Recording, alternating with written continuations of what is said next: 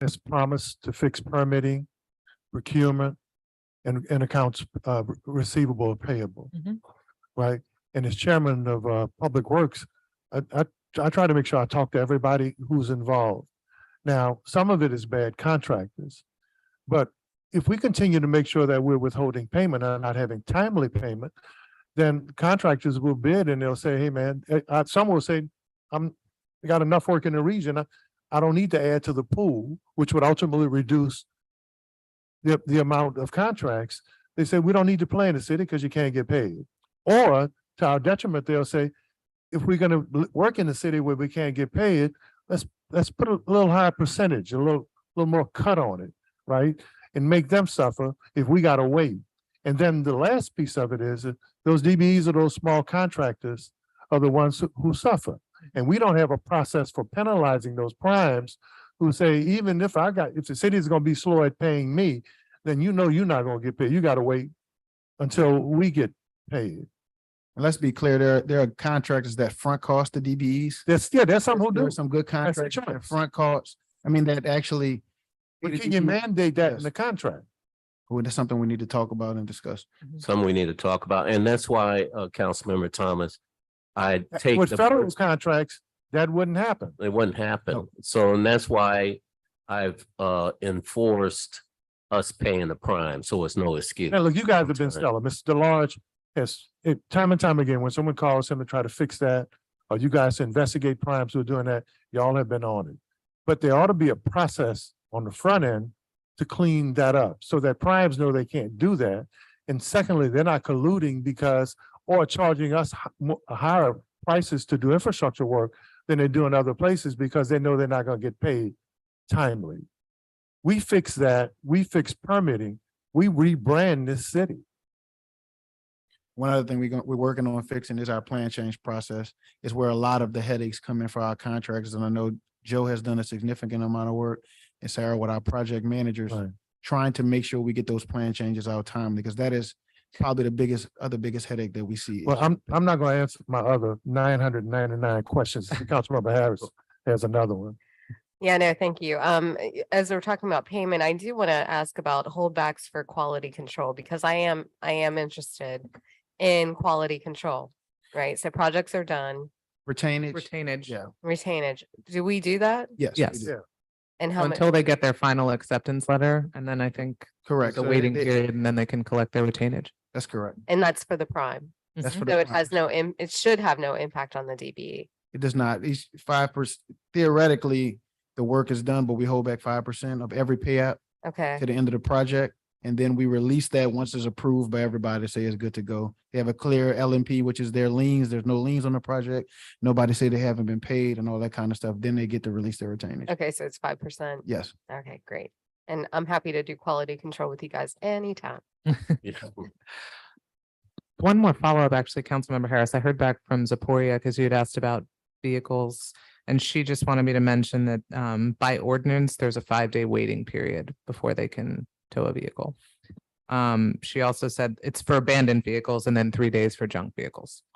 Well, before we close this thing out and move on to sanitation, there are no traffic laws in this city. The stop sign don't mean anything. Stop light doesn't mean anything. Abandoned car blocking somebody's street or driveway doesn't mean anything. I've never seen more temporary tags that were expired. I've never seen more. I see temporary tags from 2019. I think I saw one temporary tag say 2003. We drove behind a car with a dealer license the other day, where those dealer licenses have to be renewed. They're new. It was so faded and eroded that the letters were silver, and they had the 22 tag. They stuck it on the wrong side of the license plate. We see more dark tinted cars driving with temporary tags without the proper plates all over the city. And I say stop sign and stoplight doesn't mean anything, period. Abandoned car, park it, leave it where, it doesn't mean anything. Drug car that was used, burn it, place it over here. It doesn't mean anything. It's all over the city. Period. Thank y'all.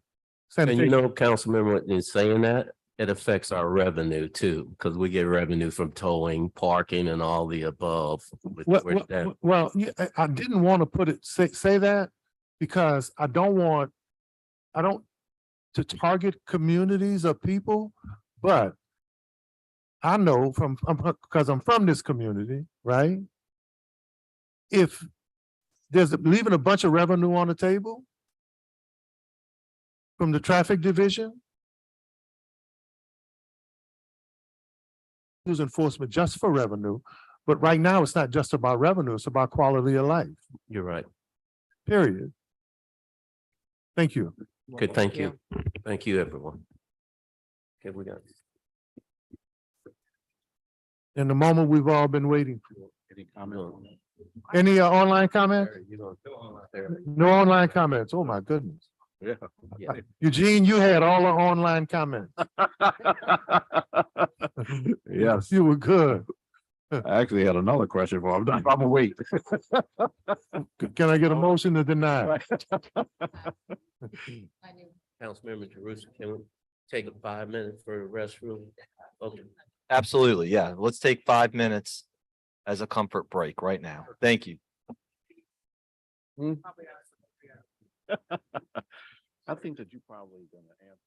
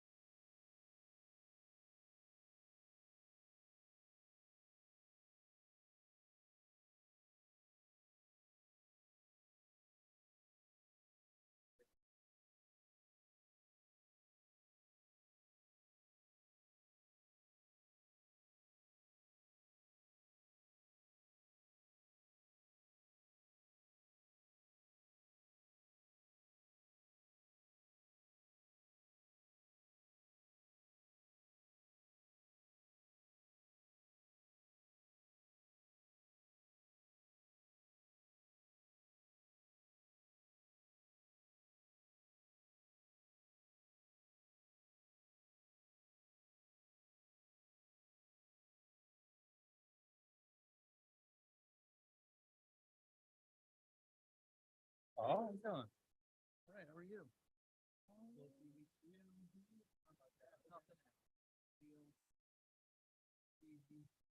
Same old.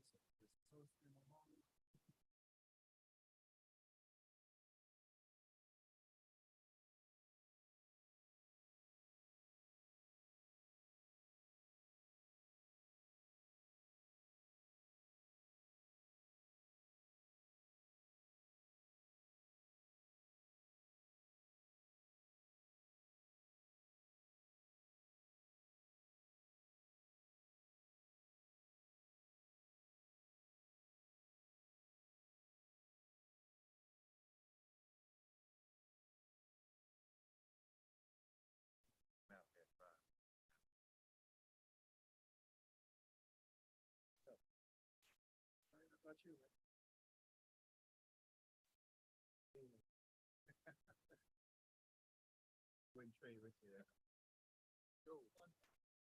And you had to give me the lottery side. From that sport count. Yeah.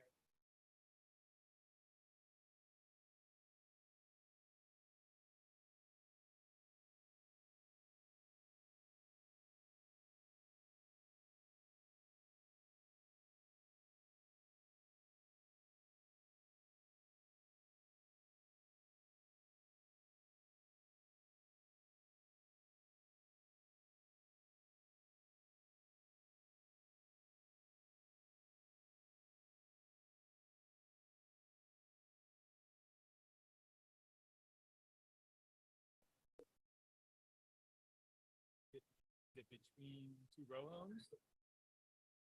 Like the alley? If that's, you said it's an alley? Yeah.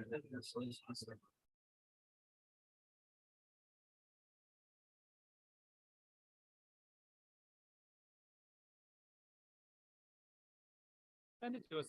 I know there are several cul-de-sacs that have like two row homes back up each other and there's basically driveways in the back. But yeah, send it to us and we'll we're rocking and rolling. So extra crews. Well, look, money gets you productivity, doesn't it? I mean, so I'm very appreciative. I must spend as much of that money as I can for the end of the year, get up as much as I can. So technically that's private property. That, but just have, Landon or Winston send it to us. We'll work it out. I think the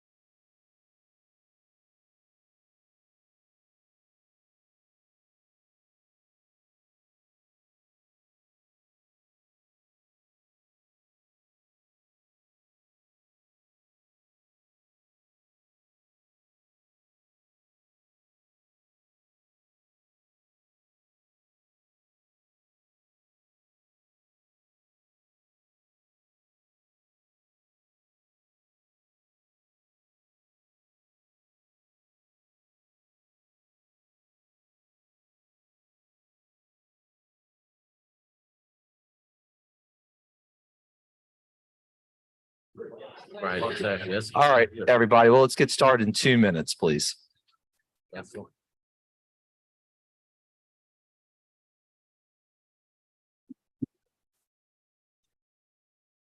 Good. You ready? Yeah, you ready? Oh, yeah. It's another day, Joe.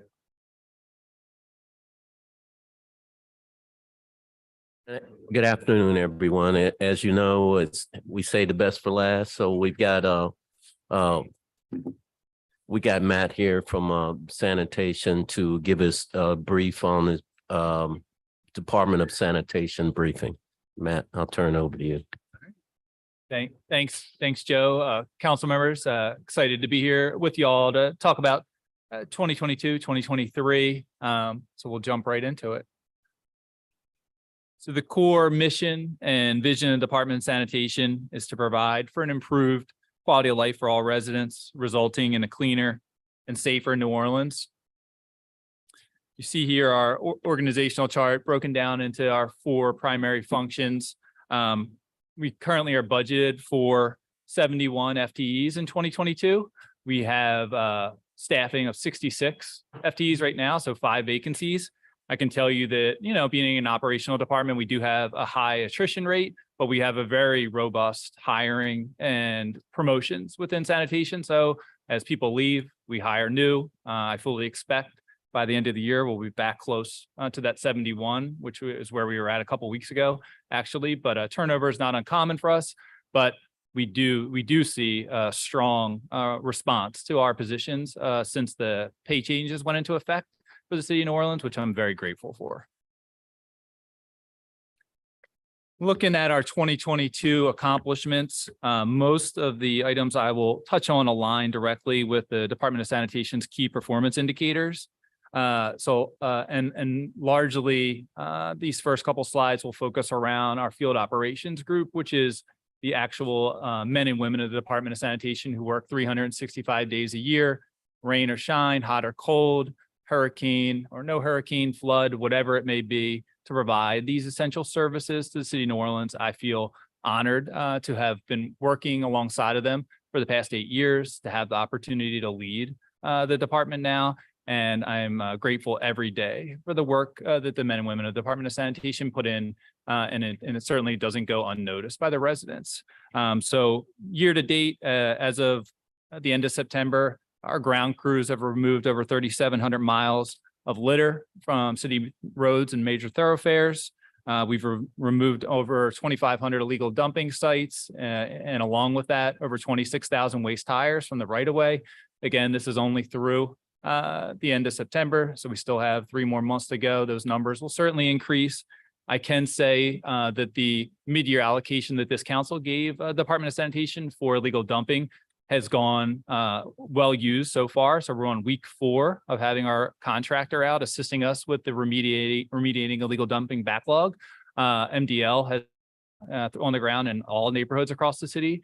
They've deployed 3 crews, so that's 3 additional crews above and beyond sanitation's single crew that normally runs. So certainly a force multiplier, and the effects are being felt. I know hopefully many of you all have either heard or actually seen those contractor crews in your districts, in your neighborhoods, removing illegal dumping. I'm really optimistic to see where we end up at the end of the year with regards to that illegal dumping backlog. Department of Sanitation's removed over 11,000 bandit signs. You know, in 2022, you wouldn't think that driving around the city based on the proliferation of those signs. It is a never-ending battle, but it is an active function from our operations as well as our enforcement teams. We maintain over 1,900 public litter cans, servicing them daily, maintaining, refurbishing, replacing as needed. Our field operations teams also run our mechanical street sweepers, which many of you are familiar with, on city roads, bridges, and overpasses. So we've swept over 8,000 miles as of the end of September. Graffiti removal is a contractual service that we have in the French Quarter for public infrastructure. City's vendor, KBS, provides that service 5 days a week and has really made a tremendous impact in the French Quarter when it comes to graffiti removal in the public infrastructure over the past couple of years. The Department of Sanitation also stewards special event cleanup throughout the city, most commonly associated with Mardi Gras cleanup, but certainly second lines, Saints games, other special events throughout the city.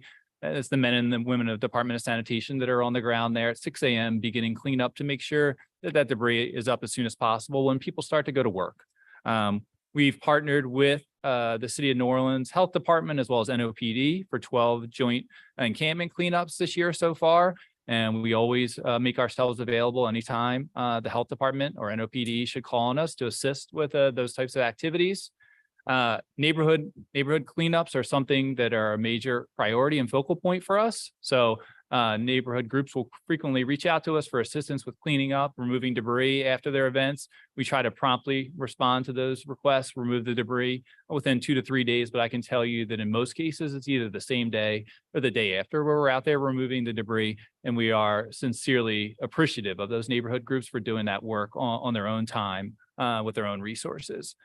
Community service has certainly, been on a downward trajectory since COVID. We only had 47 hours utilized this past year. This is up from last year, but certainly down from our historic participation rate when it comes to community service. And I think it's still a holdover from COVID. The Department of Sanitation also manages the recycling program for the city as far as the distribution, repair, and maintenance of recycling carts and bins. We've delivered over 1,900 carts for 2022. We had a phenomenal response to the mailers that went out recently from the grant that the city received from the recycling partnership that households should have received around recycling restarting in service areas 2 and 3, as well as just normal participation, as well as stickers. So on a normal yearly basis, we probably deliver 3,000 carts. I can tell you in the past 2 weeks, we received over 3,000 requests for carts. So a huge surge. We're mobilizing as part of that grant from the recycling partnership.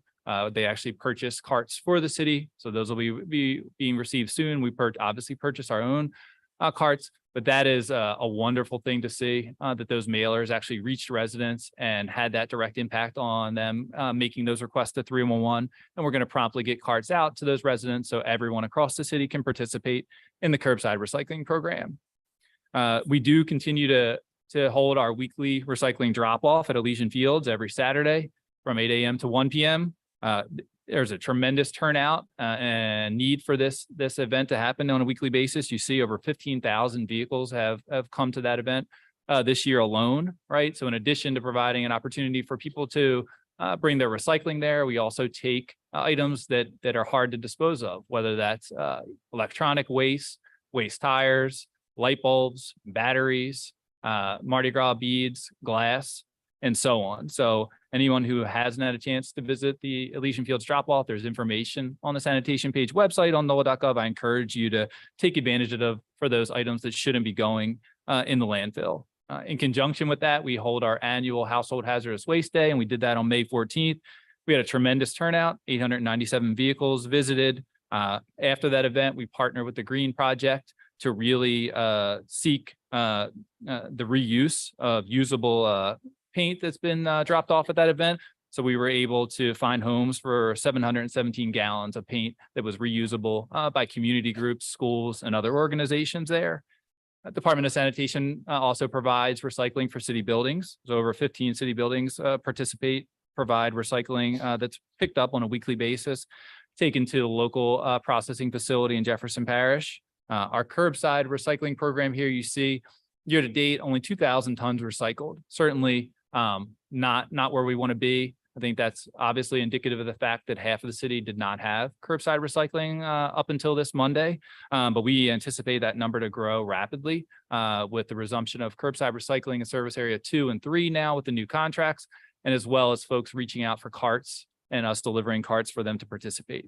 Department of Sanitation provides oversight and management of over $40 million in contracts. And we also perform the core function of our regulatory compliance with the various agencies listed on this slide. I alluded to the city's new contracts for service area 2 and 3. So these new contracts started on November 7th with IV Waste and Waste Pro, providing enhanced services in service area 2 and 3. Residents immediately began reaping the benefits of these new contracts, including the delivery of over 4,500 backlog trash cart requests, increased quantities of collection equipment on our streets, and the resumption of curbside recycling. I can say definitively that the impact to residents was immediate. The joy and profuse gratitude that we heard from residents has been overwhelming. But I also think it's telling and highlights how far we've strayed from providing these core essential services to the city of New Orleans. I know we have Mr. Sidney Torres, owner of IV Waste, as well as Jesse Murphy, Vice President of Waste Pro, here with us today. I am very grateful to both those men and their companies. They invested a significant amount of capital after the award of those contracts, in advance of those contracts actually being fully executed with the city to be ready for November 7th. Most of you all, as well as the residents in your districts, got to see that new equipment and new resources up close and personal on November 7th. I know folks, again, were ecstatic about recycling resuming in their neighborhoods. And I look forward to the enhanced services that are going to continue to be provided by these new contracts in Service Area 2 and Service Area 3. Our department goals for 2023, always and paramount to the department is the hiring of new staff, whether it's laborers, equipment operators, enforcement rangers, or administrative personnel. I think providing the Department of Sanitation with more staff will allow us to be more productive. I think we've proven this time and time again, whether it's equipment operators directly translating into more productivity, whether it's mechanical street sweeping, illegal dumping removal, management of public litter cans. When you provide money for new laborers, additional litter is removed throughout the city. And when you provide additional monies for contractor support, I think we're proving that we're getting our value for that, as we see right now with our illegal dumping work throughout the city. The city does plan to issue a new request for proposal for curbside solid waste and recycling materials for Service Area 1 in 2023. The opening of the new convenience centers to the public, the legal dumping is slated for 2023, and we continue to move along with the RFQ and RFP processes associated with that. Installing new public litter cans to combat litter hotspots is a core function that we are always looking at, and will continue on in 2023, as well as I alluded to, continuing to increase the number of units recycling and our diversion rate there. The Department of Sanitation works closely with the Office of Resilience and Sustainability to achieve the outlined goals in the city's climate action plan.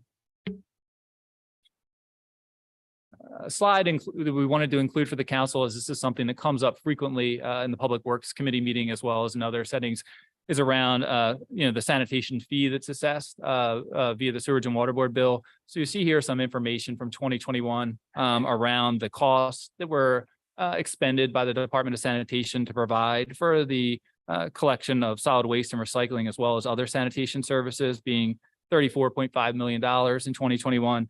And the city only ended up generating a revenue of $33.7 million in 2021. So as we've mentioned, we're starting in a deficit in 2021, obviously with the costs associated with sanitation services increasing in 2022, 2023, we expect that deficit to only grow.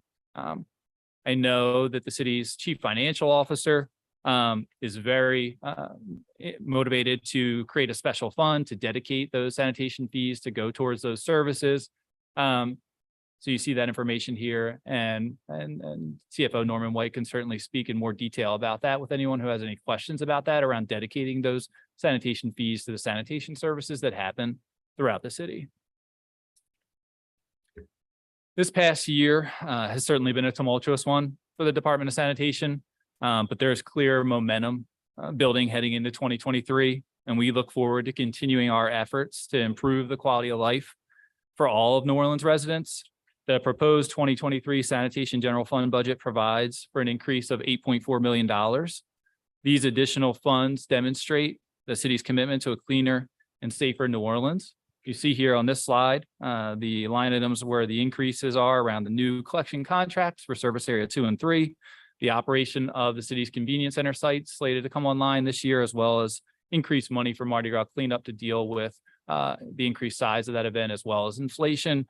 Those numbers are offset by a reduction in one-time costs, as well as reduction in personnel to reflect actuals here. With that said, I will yield to your questions. Councilmember Harris. You know what? I'm gonna ask Council Vice President JP Morrell to go first, and then I'll follow up. Councilmember Morrell.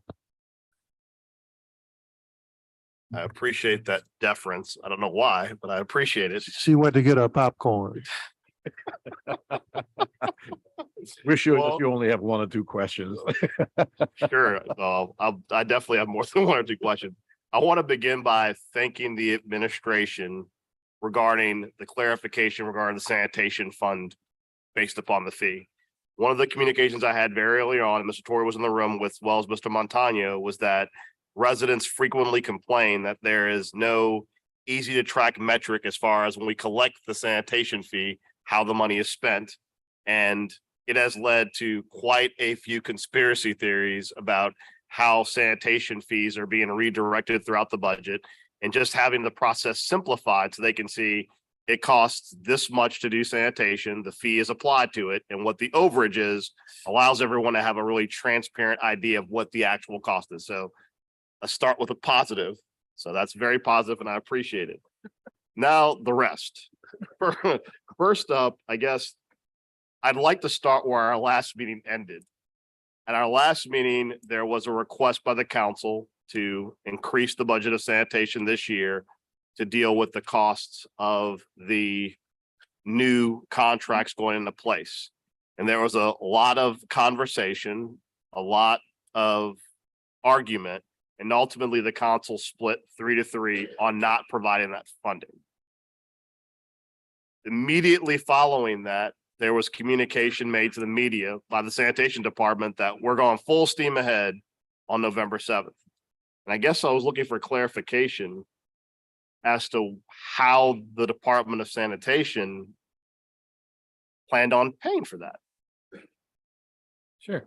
So I think I can say, clearly the Department of Sanitation has been following a deliberate and transparent process over the past year as we've moved forward towards these new sanitation contracts. November 7th has been out there for a long period of time. It wasn't a secret that the city planned to start these contracts on November 7th.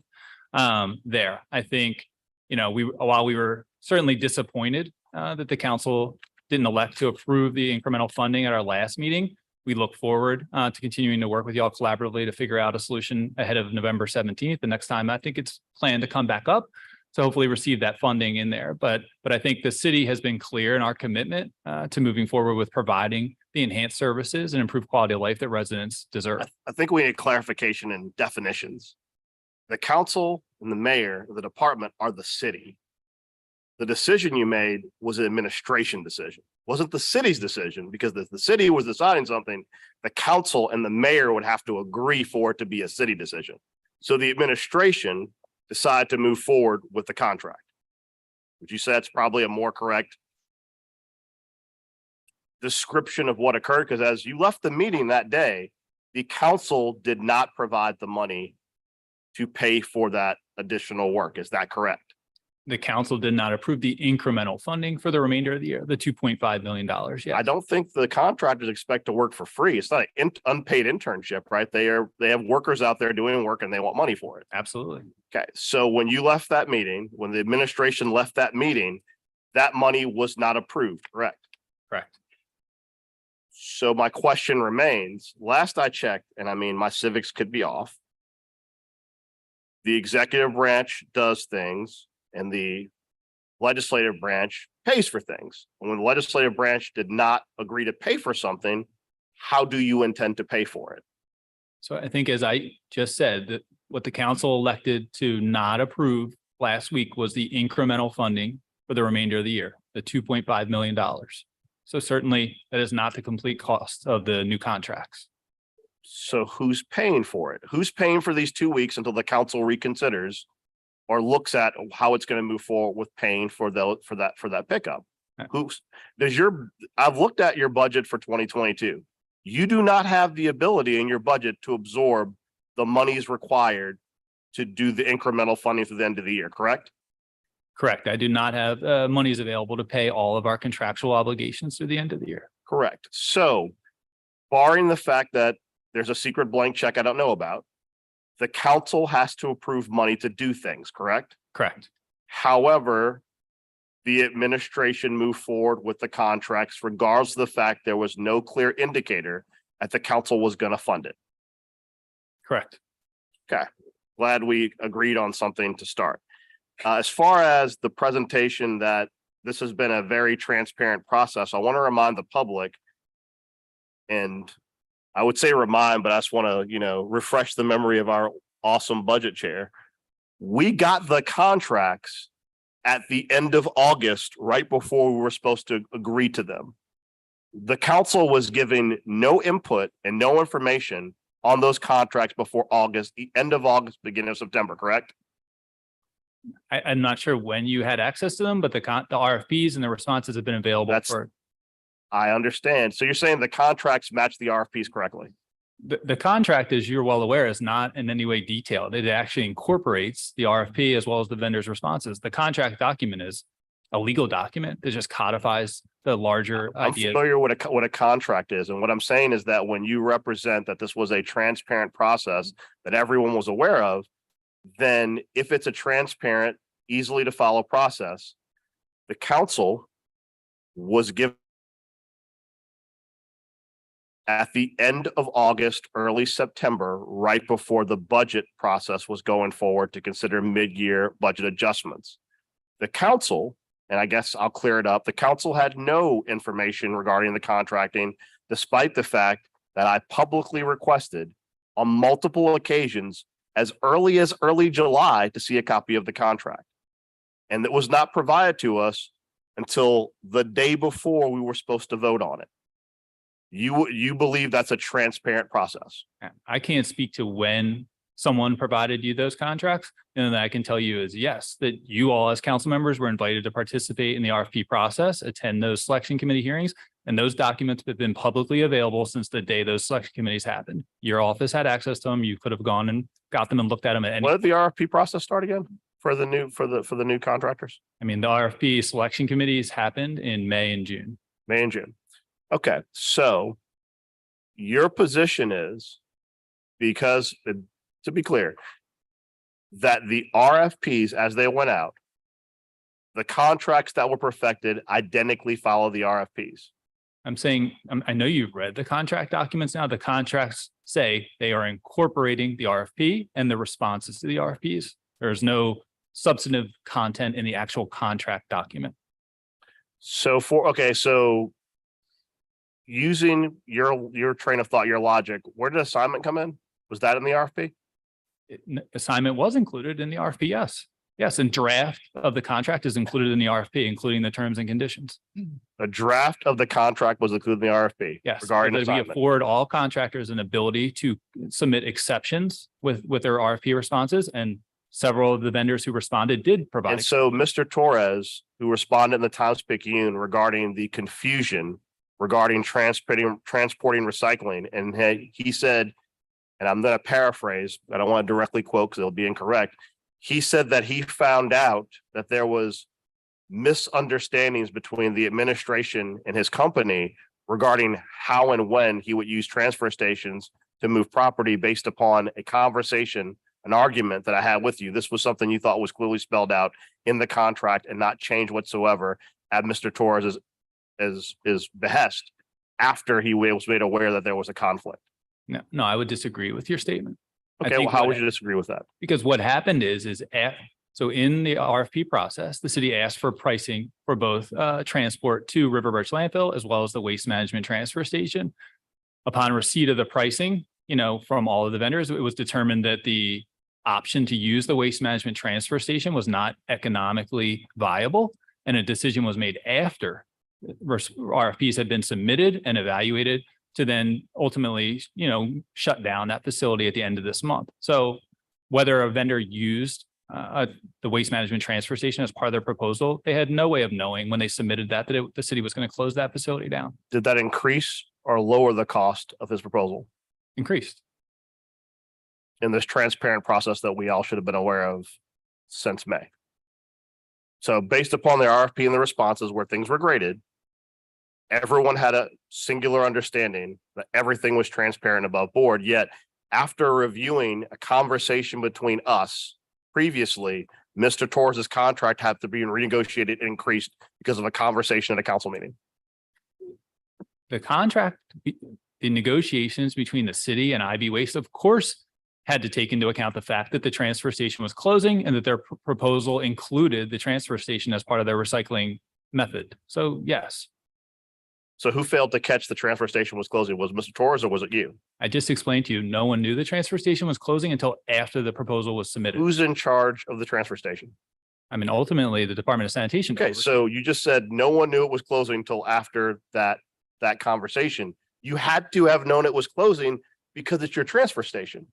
No, Councilmember, I just explained to you why the decision was made to close it. If we had received pricing that was favorable using the waste management transfer station, I can assure you the administration would have advocated for that facility to continue to operate. How many of the requests that came forward, responses to your proposals included the waste transfer station? No other request used it for recycling. So only Mr. Torres's company used it Every request provided pricing for using it for solid waste. for solid waste. Okay, and those other proposals were more expensive than Mr. Torres's, correct?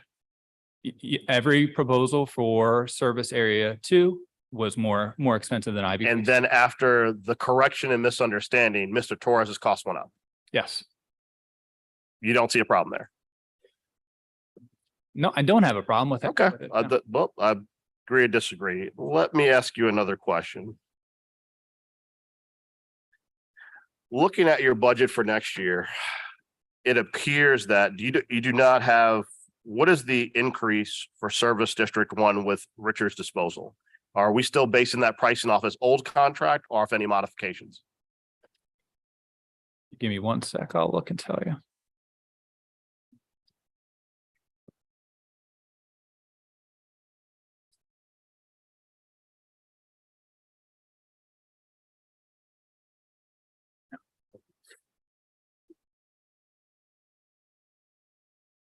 The increase for service area 1, which is Richards Disposal for next year, based on the contractual unit count increase, is approximately $30,000. Okay, And there's been no, I want to be clear, there's never been an amendment to Richards Disposal contract. I'm very familiar. So is Richards Disposal required to comport with the living wage ordinance? Yes, Okay. And yet his contract was not increased or considered for an amendment or increase whatsoever. no, the city doesn't have the ability or the discretion to modify contracts that were let via an ITB. That's a state law. So to be clear, Richards Disposal is operating under the previous contract.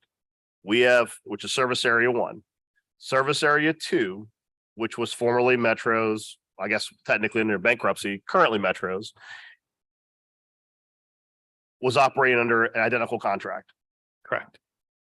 We are now paying other parties 80% more to perform the same work, if not a superior version of the same work. I would not agree with your statement that it's the same work at all. It's one day a week trash pickup with recycling. It is not the original contracted amount with Metro and with Richards. That was 2 day a week with recycling, correct? So we're paying 80% more for 1 day a week trash pickup with recycling. Is that incorrect? We are paying, yes, 80% more, yes, for once a week trash, And once a week recycling with a much more enhanced services, obviously more equipment and different equipment types. Okay. I guess I'm looking at it, you're looking at enhanced services as far as what is provided to the sanitation department. What the public sees is once a week trash pickup and once a week recycling. Whether or not the vehicles have robot arms, the public wants their trash picked up, and I guess the recycling picked up. We're getting that once a week for each, correct? I would say to directly respond to you, council member, the public wants their trash picked up. They want it picked up reliably on its scheduled day. They want it picked up completely, and they don't want a mess left in their neighborhood. And that's what we've been receiving from our current contractors. So that's what we're paying for in our new contracts, to not have those problems plague our neighborhoods. It's great. And I'm sure if you paid the current contractors 80% more, we might have gotten a better result. Let me ask you, we can't amend Richard's contract. That's your position, You correct? can amend their contract, but you can't change their bid line items. You cannot change what they bid. Other Well, people bid when on. Richards signed this contract, was there a living wage ordinance? I don't know. There was not. The living wage ordinance passed in 2019. The city renegotiated the Metro and the Richards contracts in the last term of the Landrieu administration, as I recall.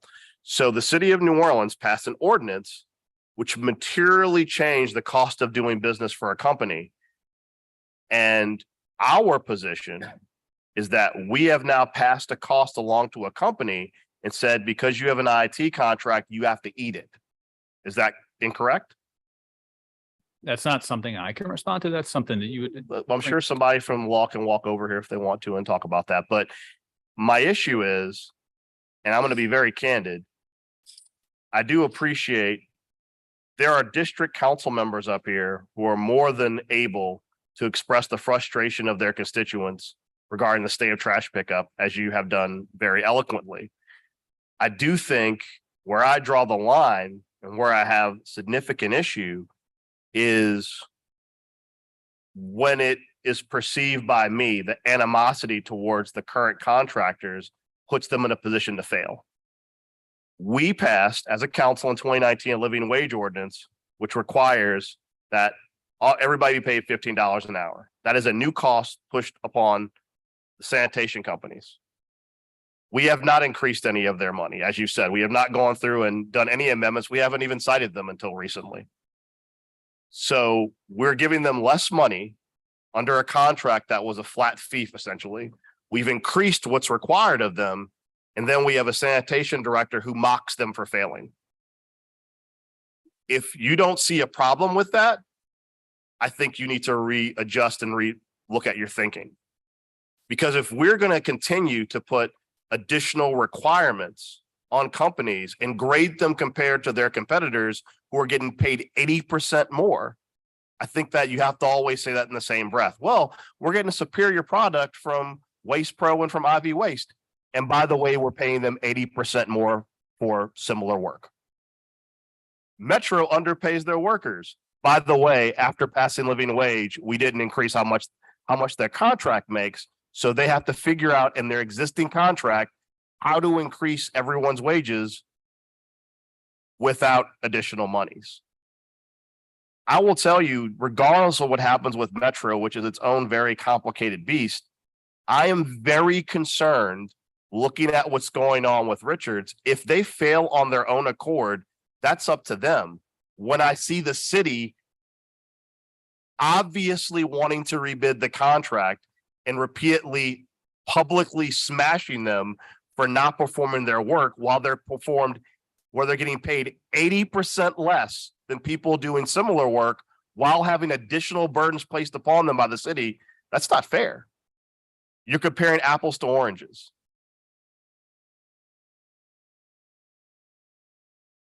As a resident of Service District 2, can you explain to me how the new dates were circulated to residents?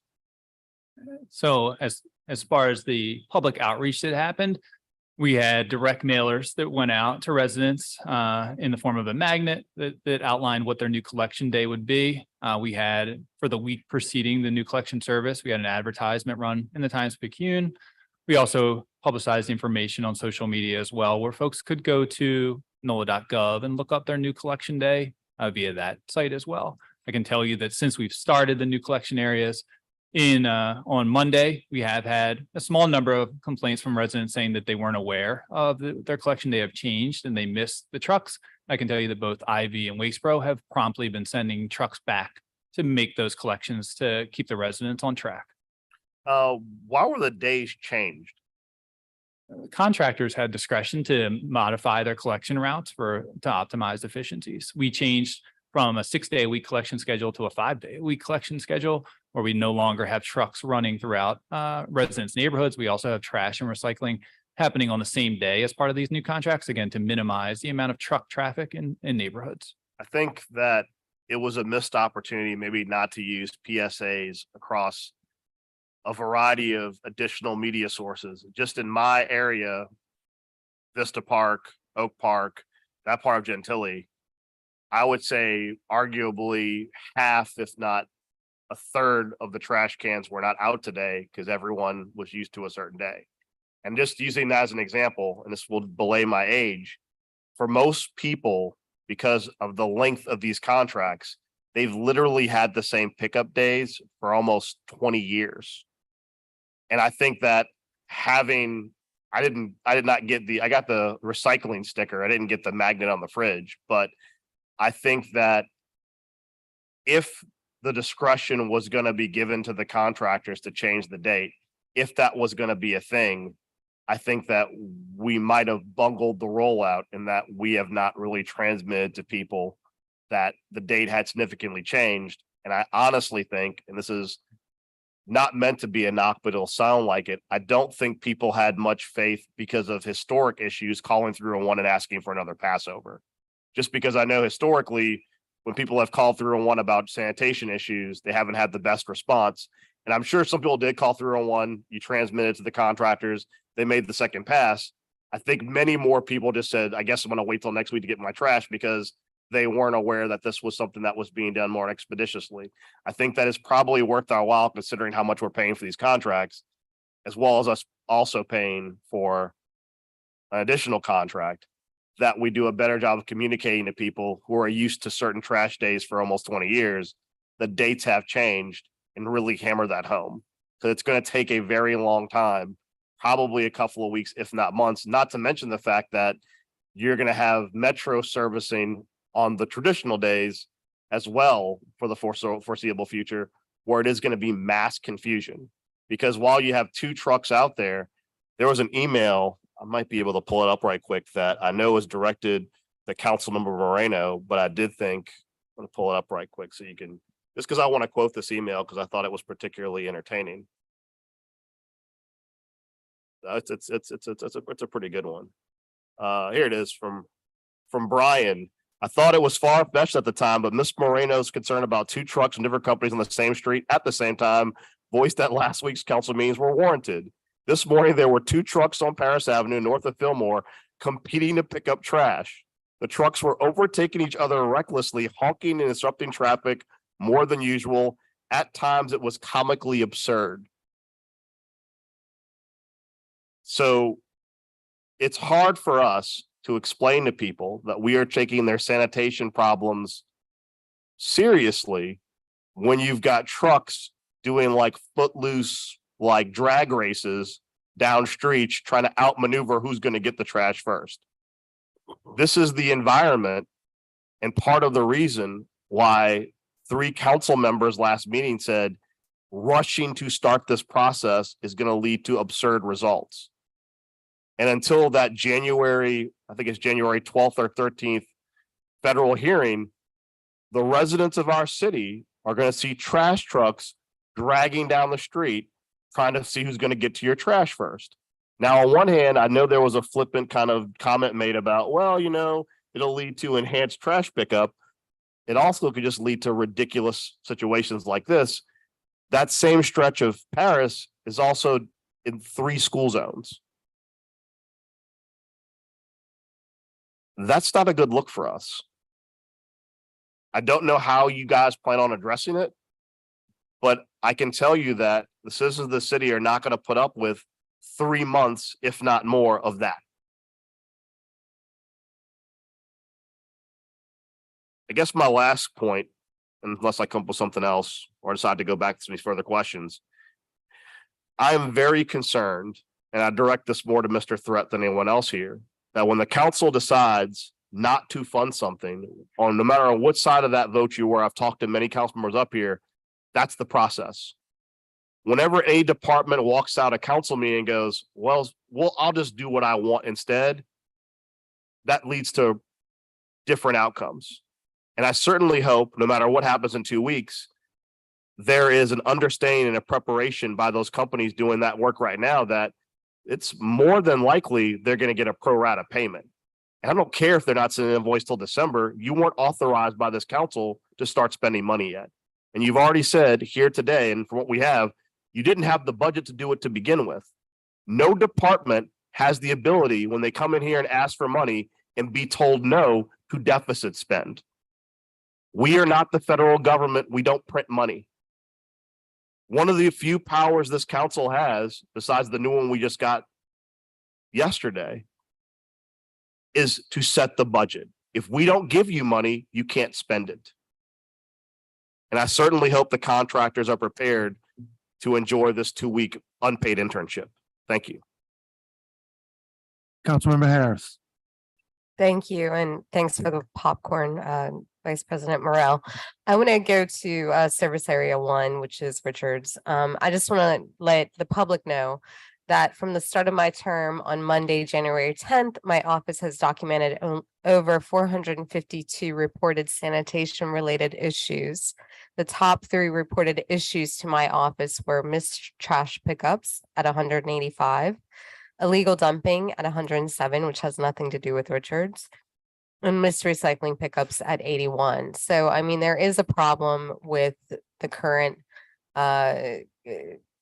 services as we're experiencing them this year. I will tell you that my recycling has been sitting out for a day, and this is typical for me, is that my recycling is not picked up, nor is my neighbors. So, you know, I guess to Mr. Morel's point, is there a way to either supplement Richards or do something to enhance the services and the reliability of their services until that contract is up for renewal? Well, as I mentioned to Councilmember Morel, there's no legal way the city can modify a low cost bid contract line items. I will remind everyone that back in 2016, when the city let those ITBs, that Richards was the lowest cost bid responder for that service area, but was the lowest cost bid respondent by a wide margin. And we had other respondents that bid $12 million, $14 million, or $19 million, right? So the fact that a company low bid a contract, that's what, when you sign your bid authorization, you acknowledge the addendums and submit it, you are taking that contract at your bid. It was a 7-year contract. So there's no modifications that can be done to it with regards to those line items. Now, what I can tell you is the city certainly can bring in other contractors to support that area, but that comes with a cost, similar to what the city's incurred over the past year for Metro service area, right? I'll also remind you that the city is continuing to pay Richards Disposal their full monthly invoice, despite the fact that they're not providing all their contractual services. So over the past year, Richards Disposal has been providing once a week trash and only once a week recycling, resuming this January, not twice a week trash and once a week recycling. But despite that, the cities continue to pay them their full invoice, despite the fact that they're not rendering their contractual services. So I think we are providing additional resources to that company. I agree with you. It is extremely frustrating and exhausting that steps are not being taken to remedy the persistent issues that we face on a daily basis and that I hear from many of your offices. So how are we supplementing with a different company, or how are we helping Richards to complete their contractual duties? Are we helping them at all? We have not done that to date. No, Have you offered to do so? I have not offered to that. Why not? It's just, I mean, we haven't, it's not been a decision that's been made by the administration at this point right now. So they're generally running, collection within a day of their, not finishing 20% of their route, 10 to 20%. So it hasn't gotten to a critical point where as if miscollections are going beyond 1 day for in large parts. But it is certainly something that if collectively the administration and the council agreed that they wanted to spend money on that, then we could. I mean, I just want to get the trash picked up, right? Like, I don't care how it happens, but I think it needs to happen because it impacts quality of life. So if we need to look at supplementing Richards with an additional company, like Ramelli, like whoever it is, I don't care who it is, then that's a conversation that we need to have, because right now people are having unreliable trash pickup. Matt gets calls every day about a missed trash pickup. We get 311 reports. And of course, they come to you, Matt, and thank you for helping us with that. But ultimately, it is a quality of life issue that can we at least just get one per week trash pickup, once per week recycling pickup, and I don't care who does it.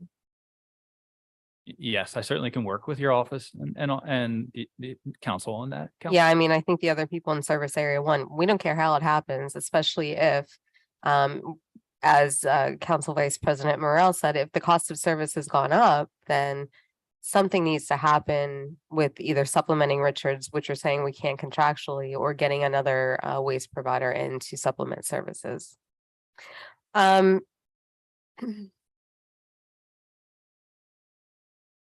I know that we talked about a fine structure for missed trash pickups. Is that something that you have considered? Is that a stick that we can use?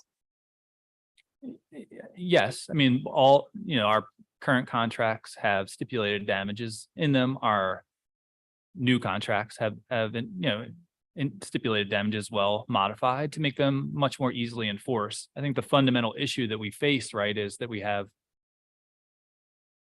on one hand, we're saying companies have seen increased costs and are struggling to provide their core services that they're contractually obligated to, while the city is paying them their full invoice. I think we have to weigh that against, if we find those companies or assess damages, what will the direct impact on your service be? Will it improve or will it further worsen? Do you know if Richards is paying their workers at least $15 an hour? I can't tell you that definitively. That would be a question for supplier diversity. Okay, can you get that answer for me, or can someone get that answer for me? Because I mean, ultimately, look, if it's an issue of personnel, then maybe we can supplement as a city council the people who are working for Richards, so we get better service out of them. I mean, we just have to think creatively about how we are approaching these companies, especially DB companies that are struggling. And to, again, Vice President Morrell's point, we're paying a premium for the new service, and service area 2 and service area 1 is just our providers not getting paid as much for the services now rendered by these new companies. And it's unfortunate and quite frankly unfair.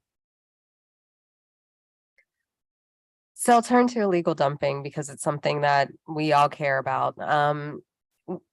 Tell me the current status of the installation of no dumping signs. I think we had some victories there. Is that correct? Yes, I know during the last Public Works Committee meeting, I think we highlighted that we've installed over 40 signs across all of the council districts of that first 100 grouping.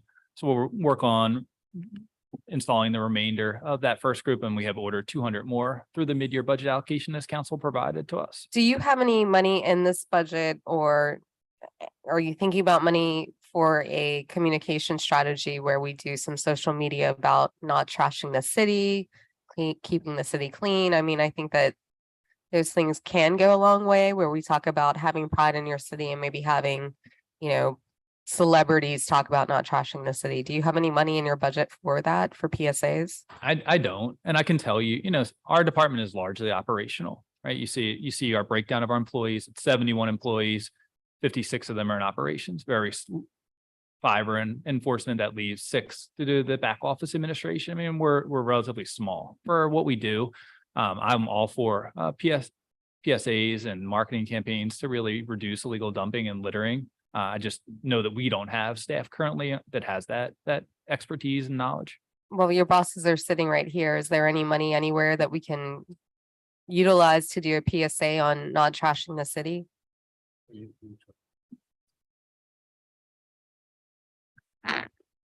Oh, could you ask that question again? I'm sorry. Is there any money in any budget line item that you currently have or that you're asking for in this new budget about PSAs for not trashing the city or picking up after yourself, using, for example, local celebrities? I mean, I know we've done it in other contexts for COVID vaccinations, et cetera, et cetera. So there has to be some marketing money somewhere. A clean city campaign. Yes. They've done in the past. Right. I'm sure we can look at that because I know that there was money in different pots of ARP and other things that we can look at. We have indirect admin money that we get in from our federal grant. So I'm sure it's not a significant amount of money, but we can look at that also. Yeah, I mean, I think it's important just for people to know that we are actively as a city telling people not to trash the city, especially as things like Mardi Gras and other events come around.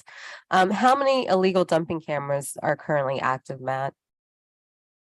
How many crime cameras that are specifically, we have 20 that we were provided funding for that are what we'll call illegal dumping crime cameras, but they're crime cameras just in chronic dumping locations. And have we found anyone because of these crime cameras? yes. Have we done anything with the people that we found? Yeah, I know that when the Real-Time Crime Center and NOPD is able to identify the person's dumping, that they are seeking, a summons for them, and whatever action via the courts will come with that. Okay, so what is the current status of the illegal dumping backlog? So I can tell you as of recently, the backlog was around 1,500.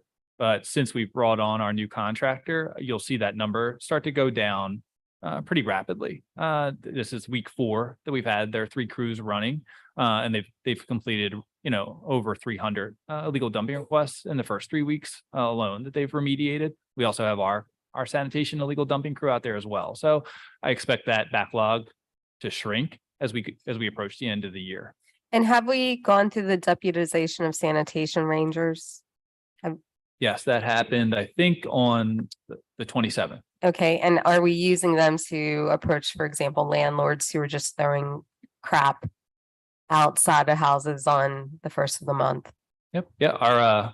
Our rangers will continue to do that like they had, but now they have this new tool in the form of a citation. So that when the warnings don't heed get the results we want, now they can move towards a citation via that deputization process. A citation with a fine attached to it, is that correct? Yeah, an administrative fine, should they be found guilty, yes.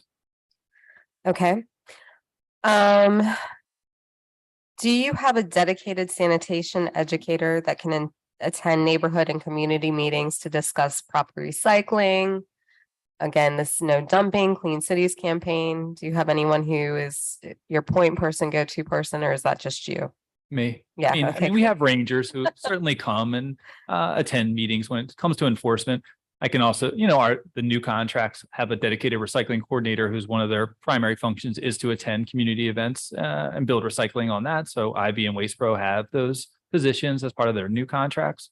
But no, largely you get me, unfortunately, when you ask for something. No, fortunately is good. And I expect to see you hopefully at our summit that we're having. And I hope that invitation has been extended to you. And on that point, I'd like to just give a shout out. I know you got a little grilling here today, but I do want to give a shout out to you and your department for helping us with our neighborhood cleanups. It really does make a difference and people get excited about them.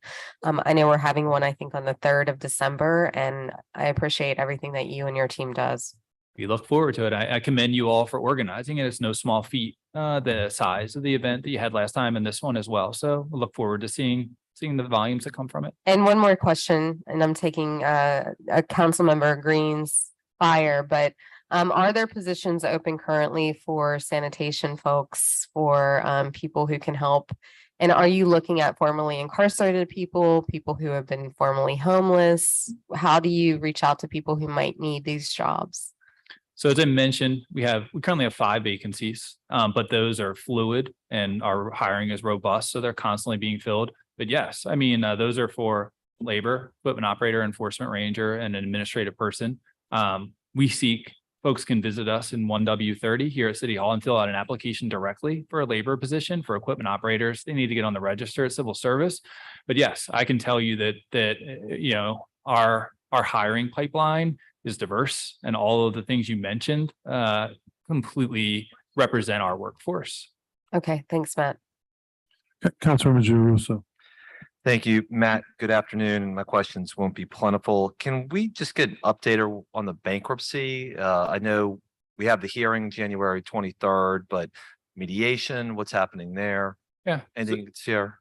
So we do have the hearing set on January 12th and 13th. As part of those hearings, the bankruptcy judge will hear regarding the city's motion for relief from the automatic stay to terminate Metro's contract, as well as our objection to the motion authorizing Metro to assume the contract. I know this week a judge was appointed via the bankruptcy court. So there is a mediator that's now appointed, and that the city and Metro Service Group have both said that we're willing to participate in that process. Okay, well, that's some progress.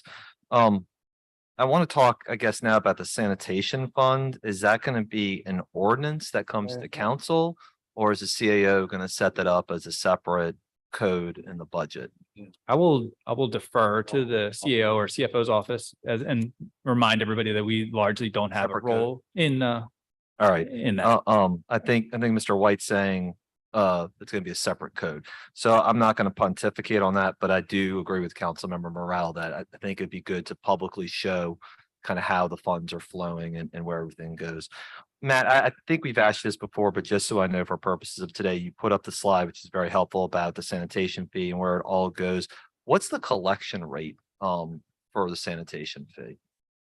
I couldn't answer that, to be honest with you. I mean, again, we're Department of Sanitation is largely the operational face of sanitation, right? The billing done by Sewage and Water Board. I know that they could certainly tell you, finance could tell you, but we do undeniably have issues, with collections on all of our fees. Yeah, and I think that's something, again, this is not sanitation. I'm not casting stones at anybody, but I think as we're consistently looking at revenue issues, I think Councilmember Thomas talked about this before, about just keeping things the way they are. People who game the system and skirt their responsibilities hurt everybody else. That's the bottom line. And so the fact is we are living in a world with rising costs that people aren't paying for the services they're getting, then we need to figure out a way to deal with that too. And then my last question is, the chief was here, and I should have asked DPW a little bit about this, but how many people in your department are deputized right now? Three and two. Okay. And have they started doing work in concert with NOPD, with the quality of life officers? How, I guess the best way to ask the question is how are they're doing their work to help supplement the complaints that you all are receiving? So, largely they're doing the same processes that they were doing before. As I mentioned, the only thing that now is they have this additional step when someone doesn't come into compliance. So the focus, since this, within the past 2 weeks, is when they were deputized for this first month or so, is really around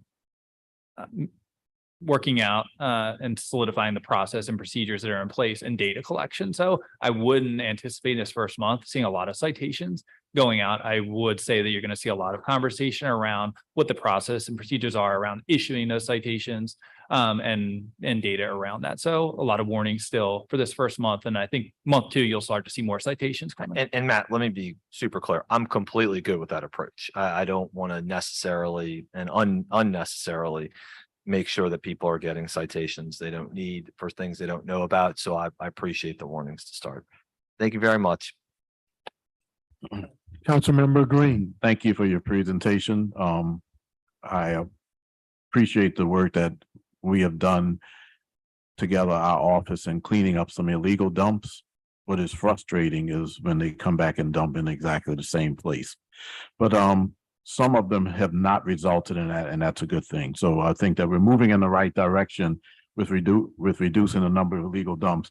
But I have a question. The council passed legislation recently that increases the penalty, the first time penalty, from $200 to $500 for illegal dumping, and keeps it at $500. And the way to get that out is with signs and also advertising, in addition to what a campaign rewards, right? There are rewards. So I guess I'm asking you, what is the Office of Sanitation going to be doing so that we can have a robust discussion and robust sharing of information relative to those penalties and the rewards and the like, so that we can stop this illegal dumping once and for all? Yeah, I think as Joe alluded to, we're going to have to seek out, some funding for that. That's currently not a part of the sanitation budget, nor has it been in the past. But it needs to be located somewhere strategically around those communication strategies to how to get awareness out, how to get education out, and that information to residents around dumping. So I think we all agree around its importance, just finding out where it resides and how to fund it. How about the mayor's office of communications? It's an administrative matter. I mean, honestly, we're talking about public service announcements that the media might run for free. We're talking about, of course, signage, and I want you to talk about the number of signs that you're going to be able to put in place. And of course, we're talking about people going around and talking at neighborhood association meetings, which we council members do, letting them know that if they see something that they ought to report it, that there's a reward for it. But what about the Office of Communications for the mayor administration? Yeah. And that sounds like the perfect place to be residents. And what I'll do is, in the mayor's meeting, senior meetings, bring that up and talk to those folks over there about supporting us in that effort. I'd like to see you do something to kick it off, Like the new penalties are in place now. We want to keep our city cleaner. It can be maybe in December or something like that, a kickoff, maybe at an illegal dump site or two, and just let those who come and deposit their trash in our city know that there's going to be a fine for it. I do want to make one thing clear to the public about a lot of these illegal dumpers. The people who are illegally dumping have gotten paid for those jobs, whether it be that they are taking belongings out of a landlord's, Tires. they're taking tires, everything that you see that's illegally dumped, because you can put most things in front of a resident and they'll be taken. You can even put tires in front of a resident and you'll take 4 weeks from what I understand. So what we have is a black market activity conducted by criminals who have gotten paid but choose to dump in our city. And at the end of the day, I think that we as the city, we're going to see a change in 2023 because the council has been aggressive with rewards and increased penalties. And I'm asking you all to let's do it in a way that not only kicks off the penalty portion of it, but as Councilmember Harris was suggesting, maybe we also talk about keeping our city cleaner, but with a launch. And that 2023 is going to be the year when we stop all this illegal dumping and we make our city cleaner. So I'm asking you to let us know. Obviously, I have some ideas I'll share with you, but it's nice if it's done with the Department of Sanitation because you have sanitation rangers and also you have the ability to ask us for the resources that you need. Talk to the public about what a sanitation ranger might do. And I mean the public as in those who are illegally dumping, especially, but those who are in communities such as off St. Anthony Street and North Roman, where because it's under the interstate at night, guys who have gotten paid to take away debris choose to drop it right there on the streets.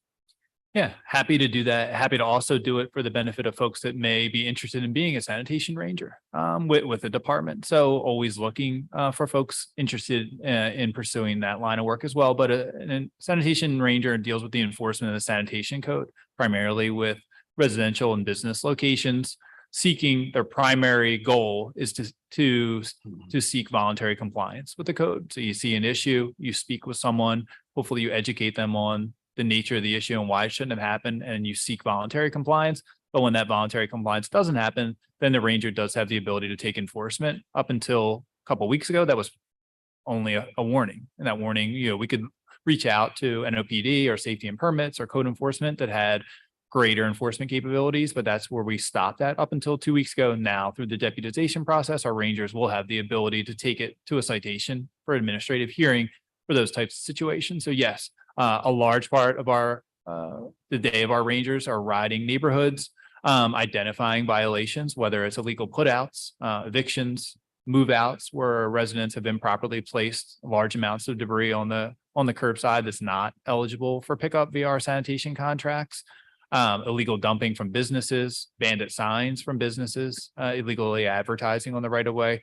All of those things, our rangers visit tire shops to confirm that they're in compliance as far as their DEQ certification, that their manifests are in place, and so on. And they do education. So they'll attend community meetings on behalf of the department to kind of speak about enforcement overall. What should a landlord who is evicting someone's belongings know about the belongings? Because you have suggested that everything is going to be picked up now. So that may give the impression that everything that's taken out of an apartment will be picked up by sanitation, but that's not the rule. No. So could you talk about that to landlords and even also the tenants themselves? Yeah, the city code provides clear criteria for bulk waste pickup, large item pickup. So it's up to 10 cubic yards. It's limited based on what you put out, the quantities you put out, the types of things you put out. Evictions are 100% the responsibility of the property owner. When that material comes to the curb, if it does not get claimed by someone, that is the responsibility of the property owner, and they should be planning for that. They all should be trying to contain that debris in a way that it doesn't negatively impact the rest of the neighborhood. And that's the most harmful part about evictions. Debris, both regular trash as well as organic debris, comes to the curb, is thrown in a pile. It blows, it rains, and gets pushed throughout the neighborhood. And then ultimately we spend an exorbitant amount of time cleaning that up when we should be doing other things for the city. So we need property owners to remember that if they're going to do an eviction, they need to properly contain that debris. And that if whatever the time period passes for the tenant to reclaim it, they need to know that when that's up, they need to promptly have a contractor available to remove and properly dispose of that debris. Okay. I've been careful to not delve into the legal ramifications of some of the actions that are taking place, but I guess I want to use an example so that I can understand the legal ramifications of this. When does the Area 1 contract expire? March of 2024. March of 2024. So there's still a year and a half remaining on that contract. So I'm going to ask, because I have 4 attorneys on this council, to help me with the right words if I'm wrong on this. I don't understand as a business owner how you cannot have to declare someone in default before you decide that you're going to replace their contract. Now, there's maybe a way to do so, but why isn't, for example, the increase in wages that we are now requiring our contractors to pay for not only the trash pickup but other factors, why is that not considered a change order, since that factor didn't exist at the time that the contract was executed? And if it is a change order, shouldn't it be something that is negotiated as opposed to a suggestion that the service isn't being performed? I'm honestly not the person to speak to the living wage, the impacts of living wage, how living wage is universally applied or tracked across all city contracts. That's not a function that happens within an operational department. But intuitively, when you think about an increased cost that a contractor was not prepared for, certainly that requires some adjustment on their end. I'm not making a legal determination, but I guess I'm suggesting that You maybe can't mix intuitive in the law. that's all. No. Well, legally, then that sounds Right. like a matter that is no different from a construction contractor who is asked to do additional work by the city when they get into the contract and find out something is a little bit different. You've announced definitively today that the city is going to do a request for proposals, and you may choose to do a request for proposals for a variety of reasons. But what I'm not really understanding is why there is not a move to recognize the significant changes that have taken place since the initial contract was initiated. And you can't answer that. You said that. No, I can't. So And I guess someone can maybe help me to get back to me to understand why we wouldn't be obligated to at least take some action that recognizes the change in the contract that took place. And Councilmember Green, I'll get back to you. I'll talk to a legal city attorney and get you an answer and get it back to you. Yes, but fundamentally, doesn't that seem fair? I mean, labor is the most I mean, expensive with portion the of. JRRR with our construction companies, I mean, state bid law, public bid law really, puts us in some constraints as far as low bidders and when we exceed quantities and we up scope. So in that point, from my experience on the JIRR, we've done settlement Just to agreements. get some clarification, these sanitation contracts are professional service contracts, correct? correct, the current. Yes. So they are not subject to Public bid, public bid. works, So- right? So as far as having the constraints of public bid law, professional service contracts do not. That is why, because for example, we could not disqualify someone in public bid for living wage Mhm. if they meet the living bid, if living wage is not part of the criteria and they meet the criteria. I think that it's important. I've read the living wage ordinance recently.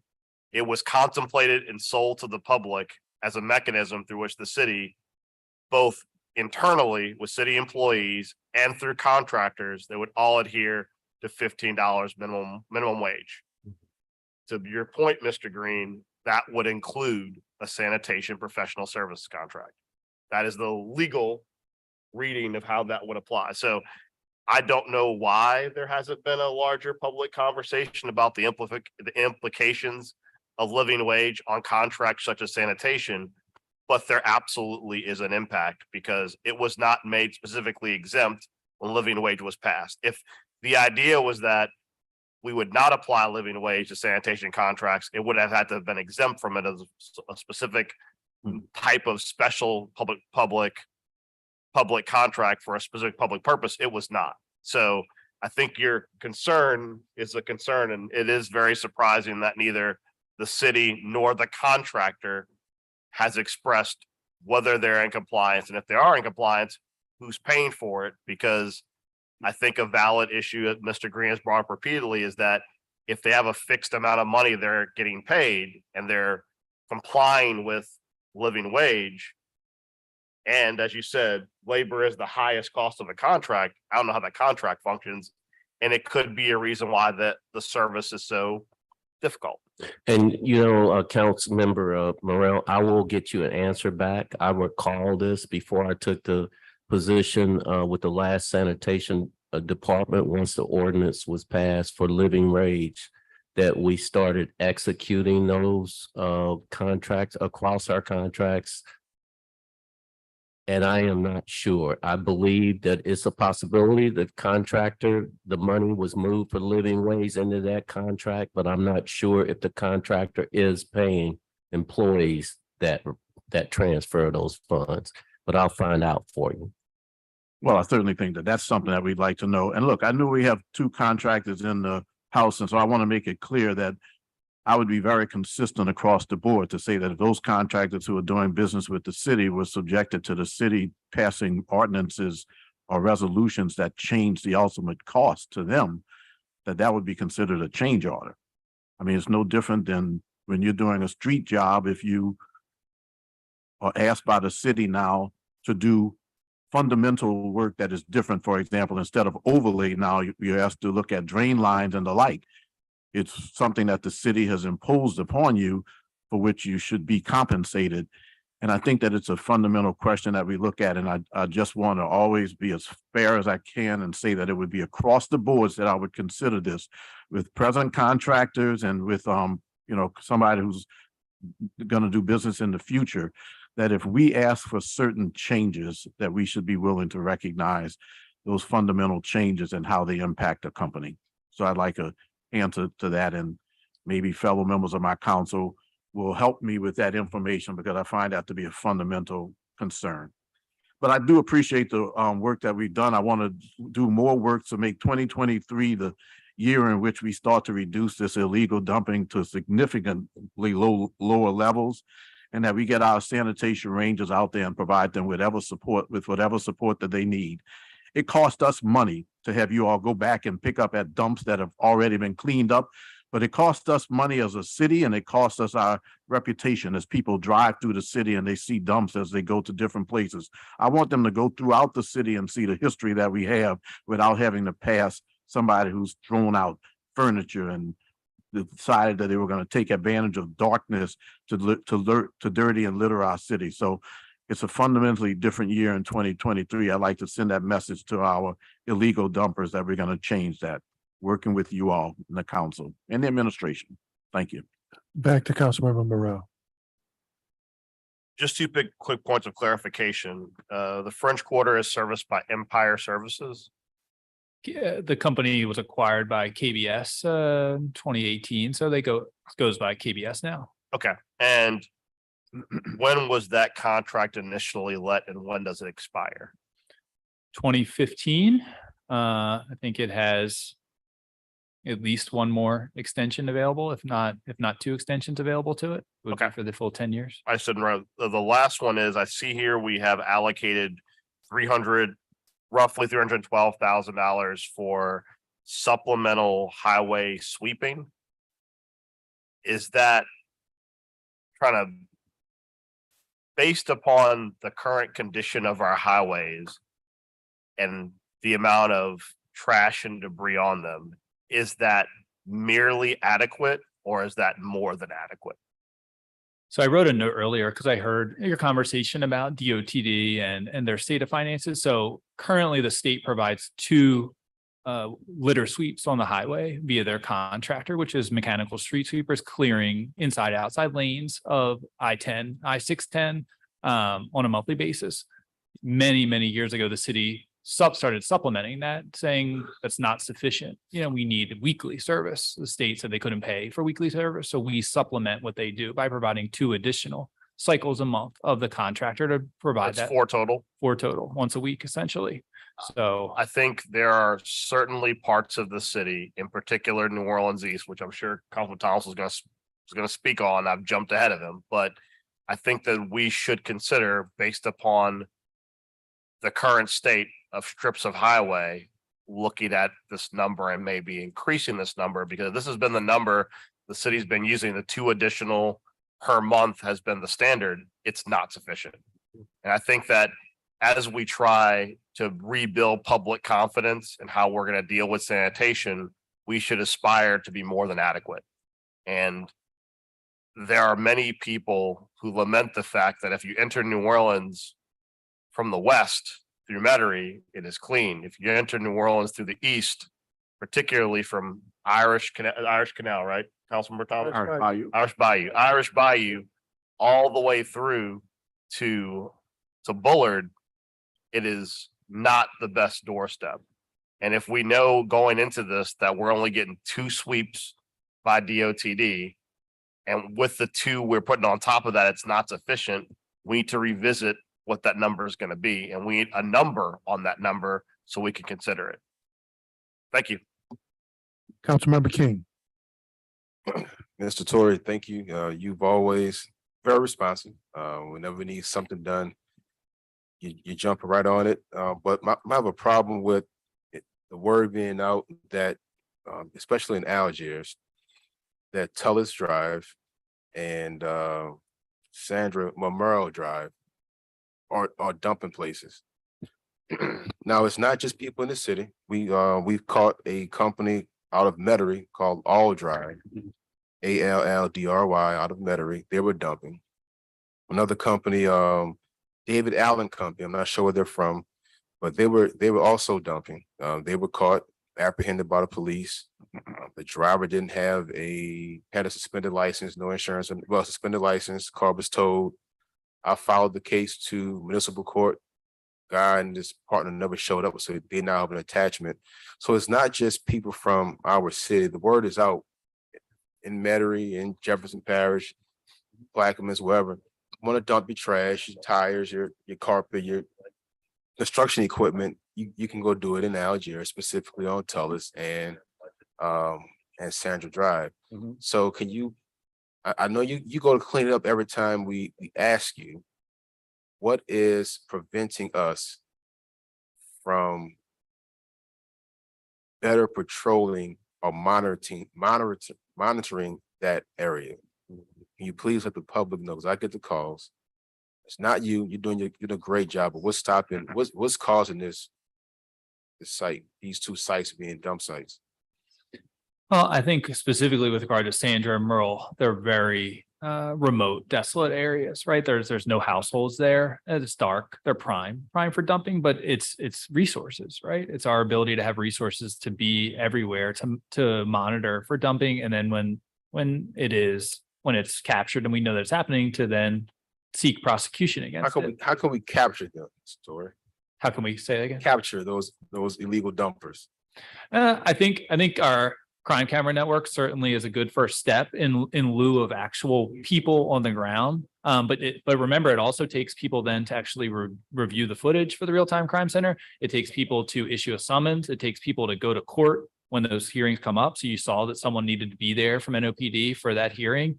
All of that takes time, and resource availability is precious. Right now, I'll tell you, for the folks at NOPD that have performed those functions. Okay. So we have more people monitoring the cameras, that would help prevent the people from saying, you know what, we go on Sandra, go on Tullis and just dump. Yeah, I think monitoring the cameras is a first step, and then looking at, once we have identified, captured someone committing a crime via the camera, and then we're able to seek action against them, who can do that? So right now, the only person that can then go issue a summons is NOPD. No one else can. Are there other groups that can be used when we have video evidence that clearly shows, a business like you alluded to, dumping? All Drive. Yeah, can go issue that summons. Why does it have to be an NOPD officer, right? That's something we can I think we should look at. Okay. DPW, if we know this street, specifically Merle, which is desolate and dark, is it possible to block these streets off? I've been told it's a public safety issue, and you can't drive down the streets when it's blocked off, but After 2 months of dumping, it becomes a public safety issue and you can't drive down the street because there's so much trash in the middle of the street. So is that legal? Is that possible? I mean, I think it is, I think it does become a public safety issue because you gotta have emergency vehicles that can get down that way. But I mean, I can have conversations with Matt to see what other options we have for But those they areas. can't- Additional lighting, I don't know. Right, right. And there's some private property that the streets in the middle of that's the tree canopies are a big issue. But my question is, if it is already impossible to drive down because of the trash being dumped, what's the difference between if you put some barricades up or some concrete barricades up that prevents you from driving down and dumping trash? I don't put you on the spot if you don't know right now. No, I mean, if that was what was previously told you, I want to look into it myself and find out why. But I certainly will get back to you. Councilman, I'd like to go out and take a look at it, walk the ground. It's clean now. It was It's clean now? It was clean. But I mean about the future options I can show you that we some could do. pictures. All right. Yeah, I'm willing to take a look at it, see what we can do. I can show you some As pictures. far as lighting, barricade, signage, whatever. Please, it's a mess. Okay. It's a mess, and it's really not fair to the individuals that live in that area, especially on Tullis, which is a almost 100% residential area.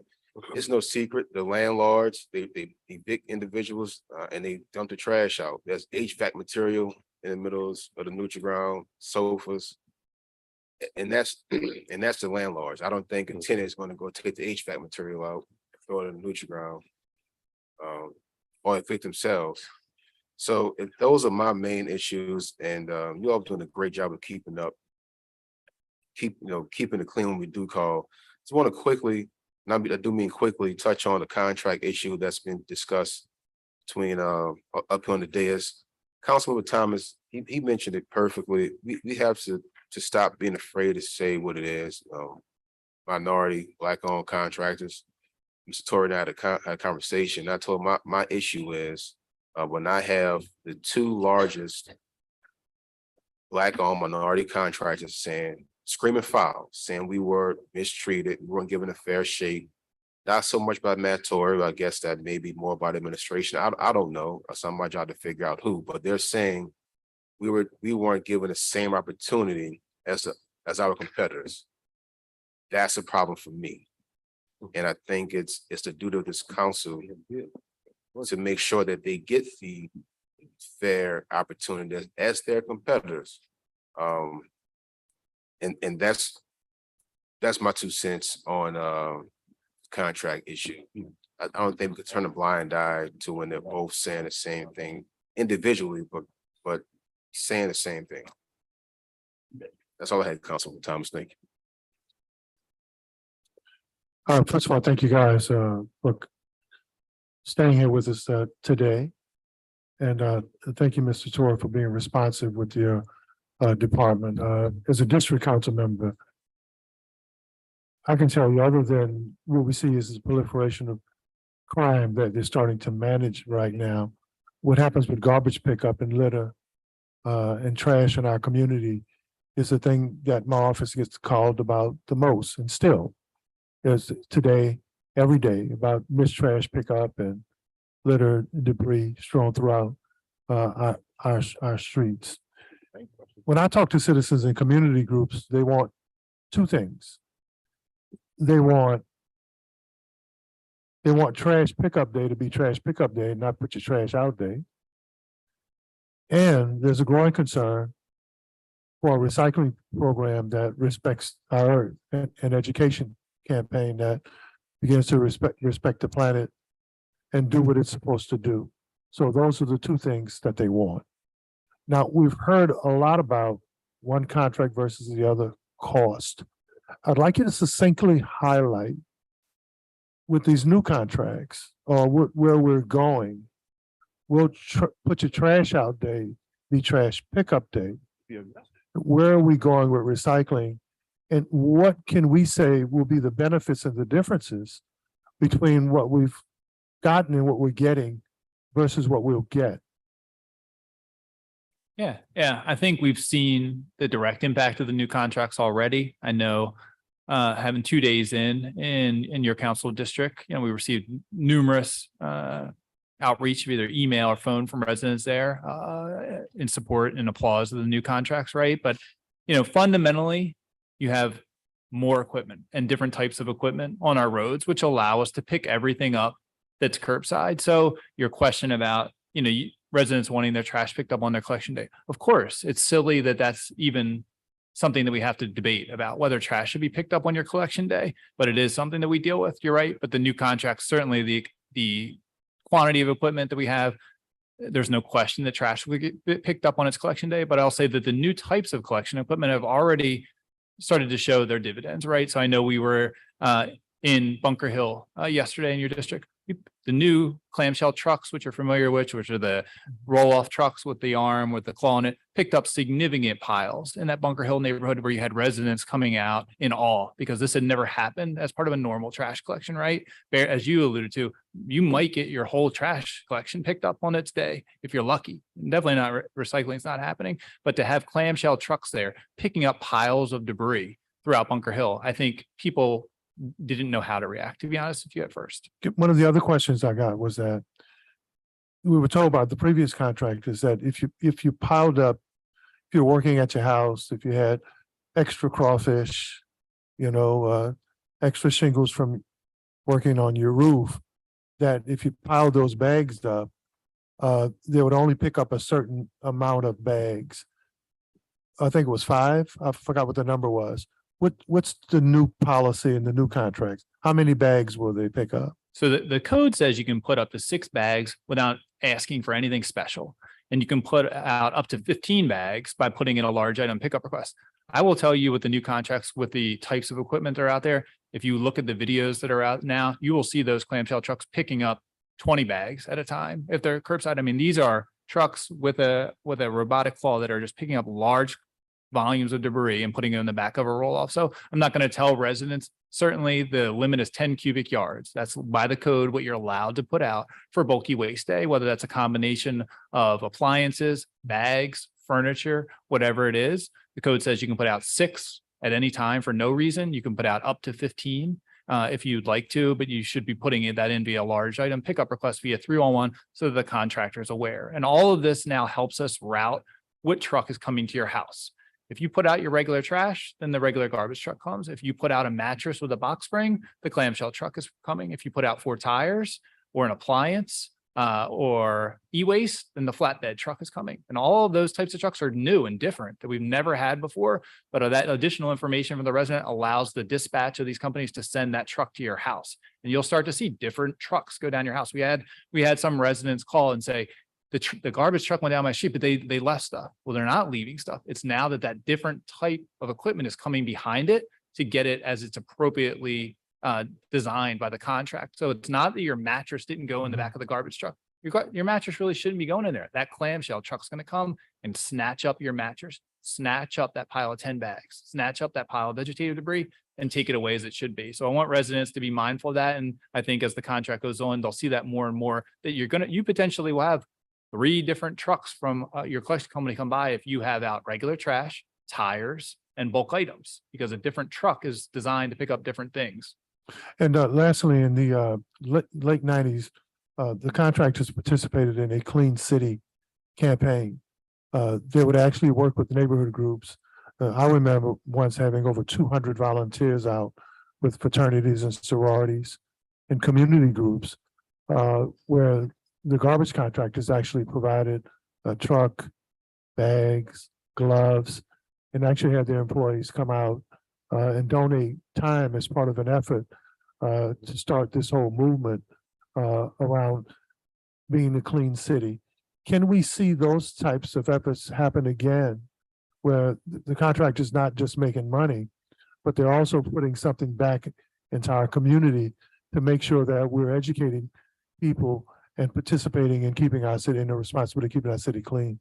Yeah, absolutely. And I don't want to steal Jesse Murphy's thunder from Waste Pro, but I know he's here today, and I know he's looking forward to talking to you afterwards to talk about a specific program that you're actually indirectly alluding to. So yes, by all means, those things are possible, and you're going to see them happen. I mean, it's happening in Roxanne. It's not new.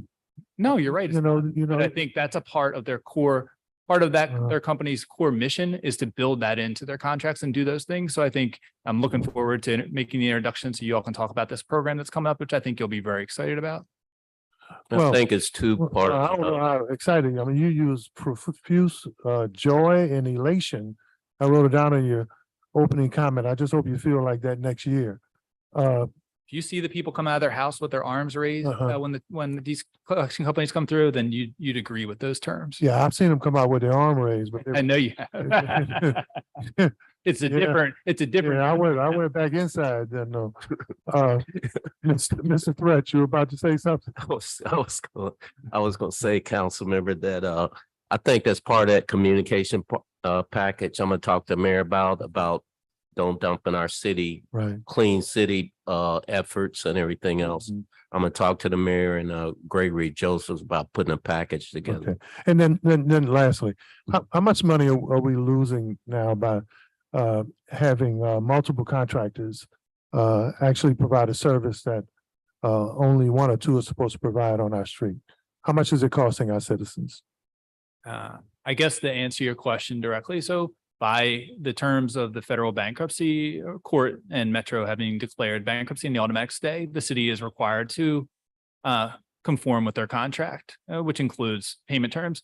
But the city has filed our motion objecting to Metro's ability to assume that contract, and the administrative process and the hearing on January 12th and 13th will come to a resolution on claims from both parties. So I can't tell you definitively what that would be, but up until that process plays out, we're required to pay Metro their full monthly invoice of $900,000. Right. Do we have some cards, Councilmember Jeruso?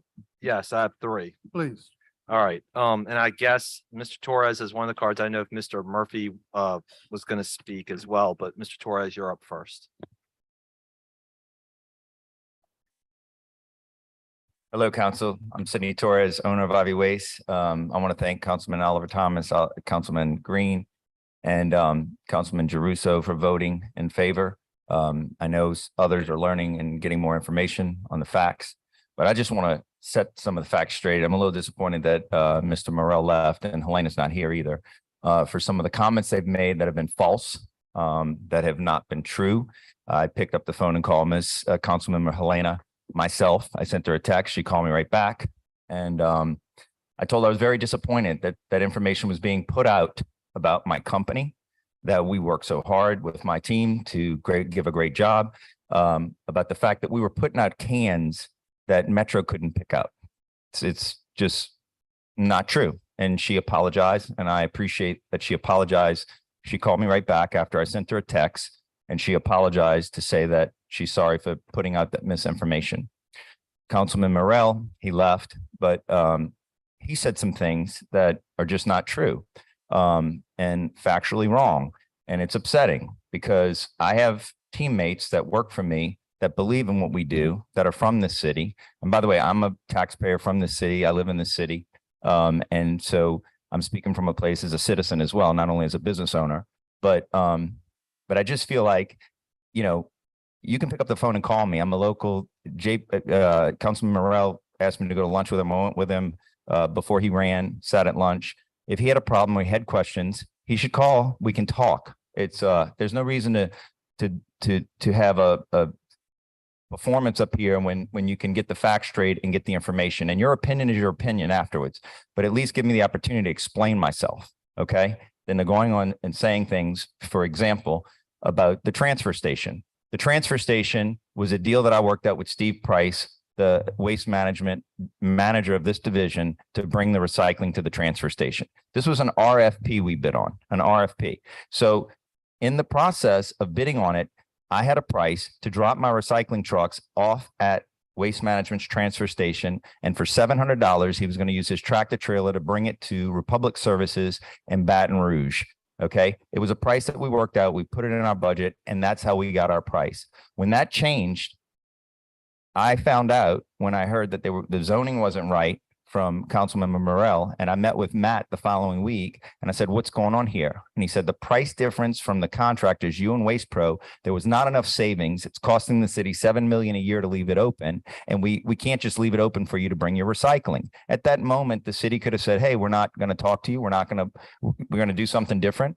but they sat down and they said, what are you going to do? I've spent $2 million building a facility in Jefferson Parish that's up and operating that handles all the recycling for our area. I'm just saying, those are the facts that I want to put out there. So everyone in the public, the citizens and you as council people know the facts. It wasn't something that was behind the scenes or sneaky or anything like that. At any moment, the city could have said, we don't agree, whatever, we're going to put it back out to bid or whatever we're going to do. So that has to do with the transfer station. The thing I want to talk about as well is when trash was all over the streets in these districts, all in a lot of the districts in area 2, I received calls from Councilman Geruso. The sanitation department put an RFP to get emergency contractors to come in and pick up. I think they got one response. The guy had only a few trucks to do the work.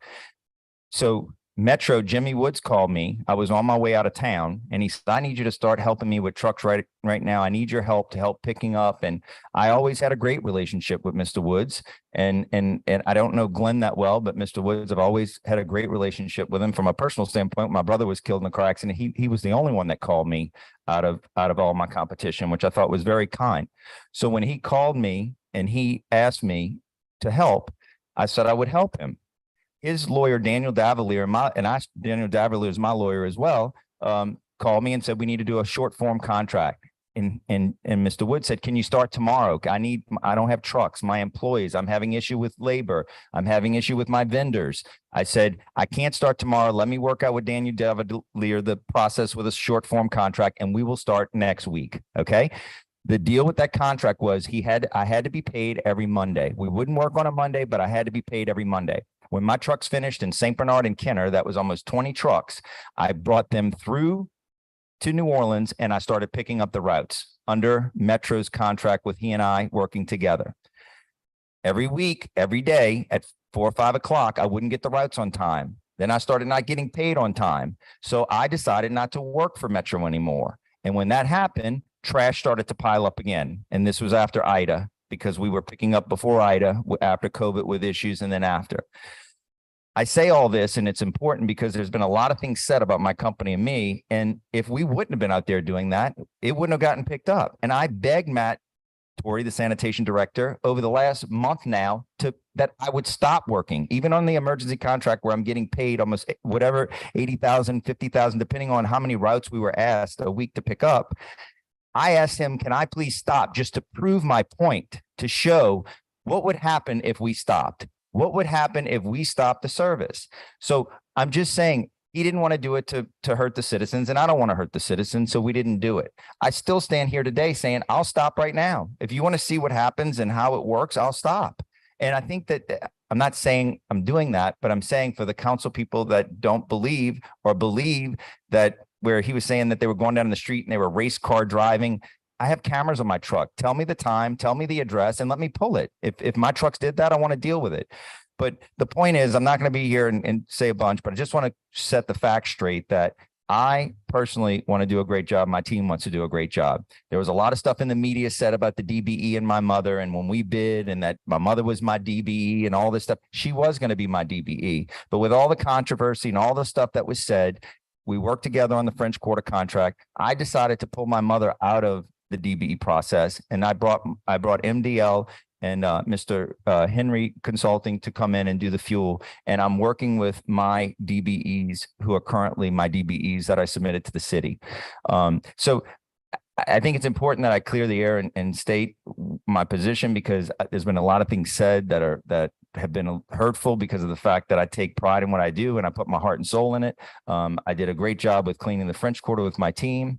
And I know we're going to do a great job here cleaning up the area too that we're in. So if there's any questions or anything anyone has to say, or any information that they're hearing or false information, I'd love a phone call. Allow me to answer it. And allow me to address it before coming out publicly and saying things that just are not factually true. And it's only the two that have said that, but I'm just saying none of you have said anything. I'm just saying that it's important for me to clear the air on that. To finish off, I'm going to say this. we have had great response. We've gotten great emails. I've been out there personally with my crews on the streets of Lakeview. If somebody doesn't know their day of pickup, we get a call, we go back right away. Instead of saying we're going to look at the cameras and see if it was a late put out. For the next month, we're going to go out there. If there's a call, we're going to go out there and we're going to go and get it. We're not going to say we're going to get it tomorrow. We're going to get it the same day. We're responding to the 311 calls that are coming in. We're still delivering carts. We're repairing carts. There's a lot of damaged carts throughout our area that were damaged. We're going to continue to deal with that and move forward with that. And the last thing I want to say too is that when this contract came out to bid, when I had the French Quarter contract, I sold my contract, my old company. And when I started back up, I had a 5-year non-compete. I started back up and I decided I was going to bid New Orleans. In the process of after I was starting, my CFO was on the way to turn in the bid, and I called her and pulled her away from turning in the bid because I didn't want to bid on a low cost contract. I did that before with the French Quarter and I didn't want to do it again. So at the last minute, I pulled it because I didn't want to get into a situation with time and costs going up and I would have to eat the cost. So when I hear Councilman Morell talking about, well, why won't we give them more money or we should give them more money? I mean, that was part of the bid process when you bid. That was something you calculate when you bid, just like St. Bernard and Kenner, my contracts. I have to honor what I bid. And that's part of the business plan when I bid on a contract. So with that being said, thank you all for allowing me to speak. And if there's any questions or anything anybody has for me, I'd love to answer it before things are said publicly that are just not true.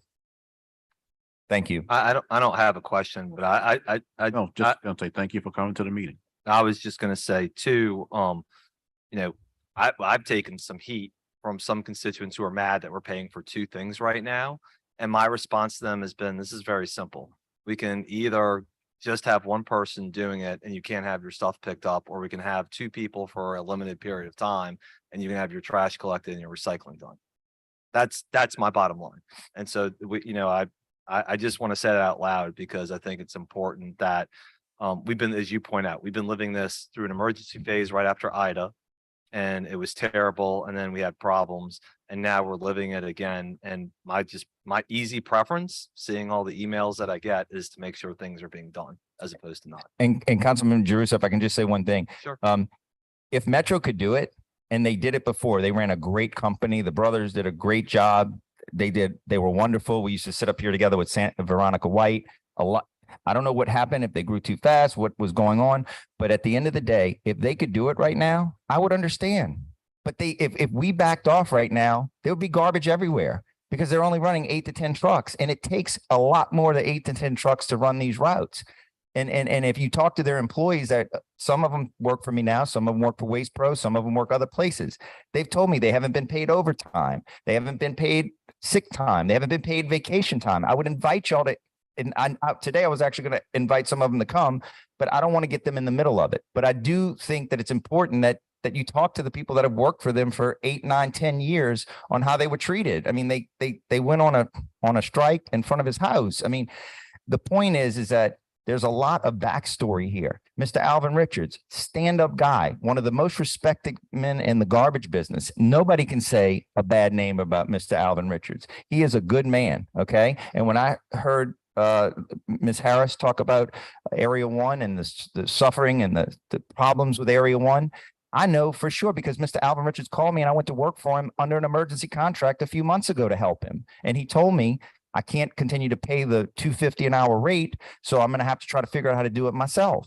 So my point, and I would help him again today. If he called me today and said, hey, I need some help in some of my areas, I want to see him keep that contract. I don't want that contract for him, but if the city puts it out to bid, I'm a businessman. I'm going to bid on it. But I would like to see him keep it, but throwing more money at a situation doesn't fix it. When somebody, as an entrepreneur, when somebody comes to me that works with me and they say, I want more money, I deserve it, I'm going to look at why. What are you going to do differently? Are you going to do the same thing? Are you going to do more? What are you going to do differently to earn that, right? If it's not before their review, I'm not just going to throw more money at them if they don't have it fixed or worked out on what they need to do. So anyway, that's just my opinion. Thank you, sir. Thank you, Mr. Torres. Thank you. Thank Thanks. All right. The last two speaker cards I have are for Ben Bagwell and for Chris Lang. One more? Okay. We'll get, just, can you fill out a card, please? Good afternoon, council. Thank you for being here. Thank you for your time, and thank you to the contractors for being here. I've been coming for about the last month, more than a month now, just when someone sent me that all this happened with these contracts and just this upsetness from the people and the council and yada, yada, yada. I'm here on behalf of the citizens of New Orleans who I reach out to regularly, who I interact with, who I've hosted community recycle days with. And I'm here on behalf of the earth, Mother Earth, who recycling is really based upon the earth, right? And when you pay attention and you connect to nature and to Mother Earth, there is no waste to nature. So because we're investing all of this money into this new system, I would like to see, especially since we're talking about the 2023 going, I would like to see some. So I have a company that's called Real Cycle, because recycling in this region, we don't really have the infrastructure. It's kind of broken, right? The whole commingled, it leads to a lot of waste. And there's no real incentive for these contractors to discourage you to throw away the waste, except there really is, because they pay for tipping fees for recycling. And when recycling is contaminated, it ends up costing more money. So then it ends up affecting their contracts. So when we're paying for this extra service, it's actually a really cool opportunity to potentially think about this waste as a resource and use it to help fund the deficit, right? So we have this transfer station that could be collecting tipping fees. It's in the city of New Orleans. The city of New Orleans owns it and runs it and operates it. It is zoned to handle this material. To be a transfer station, it's called a transfer station, right? That's what it's called. It's in the city of New Orleans. It supports the city of New Orleans, workers from the city of New Orleans, providing jobs and resources to the city of New Orleans. There used to be a composting program there. There isn't anymore. My specialty is composting, which all recycling is based upon, which Real Cycle is based upon. Pay attention to Mother Nature and how things from Mother Nature, the leaves fall on the ground, they turn into a nutrient material, which then feeds our soils. A material our city is dying for, right? So compost being put into the soil sequesters carbon. It adds water capabilities to hold water when it floods, all these issues. So we have a contractors now who have this awesome truck to pick up this vegetative debris and waste. It would be really cool if we had a day, because that material can be turned into a commodity for our city to then sell to parks and parkways or limit the cost of buying soil. And it's just an acknowledgement of the real cycle of how a real recycling system could work, especially if we lock into this recycling system that just is made by mixing things and mixing things and mixing them again and again. It just adds costs. So I just want to make it clear, and to these contractors, because I've actually reached out to both companies independently and haven't really heard a response, that I'm here to tell you that there are solutions that the community is interested that could actually be revenue sources for your companies as well as for the sanitation department. So thank you. Thank you, Mr. Bagwell. Thank you. Mr. Lang, And if there are any company representatives here, when you have, especially young professionals who are offering an opportunity to do something, I would hope that they would reach out, at least respond to you and talk to you. Good afternoon, everybody. Thank you for your time. My name is Chris Lang. I just wanted to speak just in the beginning, just about process. In the future, I think it'd be nice to know if there are changes in the agenda, just because some of us, have stuff to do. And it was said that this would be the Department of Sanitation, Office of Sanitation, and Department of Public Works would have been one of the first items on the priority. And it became, we've been waiting here since 10 a.m. and the conversation started around. we found out first thing this morning too. Exactly. But even with that, if you find out, maybe updating on the public agenda so people can come here. I'm telling you, I hear the complaint and it's not invalid. Okay. But what I'm telling you is I literally did not know until I walked into chambers. Certainly. Okay. Well, anyway, I thank you for all. Yeah, I apologize for that. My capital budget director was out of town on emergency. He just got in last night and told us this morning. I apologize. Certainly. No worries. For the inconvenience. No worries. Thank you. So we've been talking a lot about waste management, and I know Council Member Harris, she had brought up this idea of like the outreach component, the social and cultural element. I'm very passionate about waste management because it really connects all of us. Every household here is in the supply chain of waste, from what we buy to how we dispose. and management is something that it really requires a standardized process of educating and outreaching, but also upstream and sort of innovating how we can reduce waste upfront. But in terms of the recycling, you know, signing up for recycling here is not that intuitive. It took me, like, I signed up when we just found out on the 7th. You know, I had to go through 3 different links, through the Department of Sanitation to the 311 request, and it just kind of looped me back. I finally just called, and then I was able to get one. So it's not very, it's not something that's going to be widely spread, and not a lot of people are going to adopt it. I think you mentioned 1,900 curbside recycling bins in a city where there's 190,000 households. So recycling is a very small fraction. And I think actually, if you start to mandate something like that and make it widespread, you'll start to get the critical mass of education and outreach happening on a cylinder, like an engine, where people start to understand it. Because right now it's very one-off, and it seems like it would be really inefficient for a truck to go all the way down one street where maybe one of these households is even opting into the recycling program. So that's one thing I would just consider, maybe making recycling something that's widespread and unilateral, not something that people have to opt into, because that's going to be a very small fraction of people who are doing that, navigating it on their own free will. On the point that Ben brought up about composting, you know, that is 40% of residential household waste. You know, and restaurants, if you implemented mandatory composting and implemented through some extra funds and budgeting, deliberate outreach programs, you could save so much of that waste that's going to a landfill, and also set it aside for local green agricultural products to support the food system, the food economy.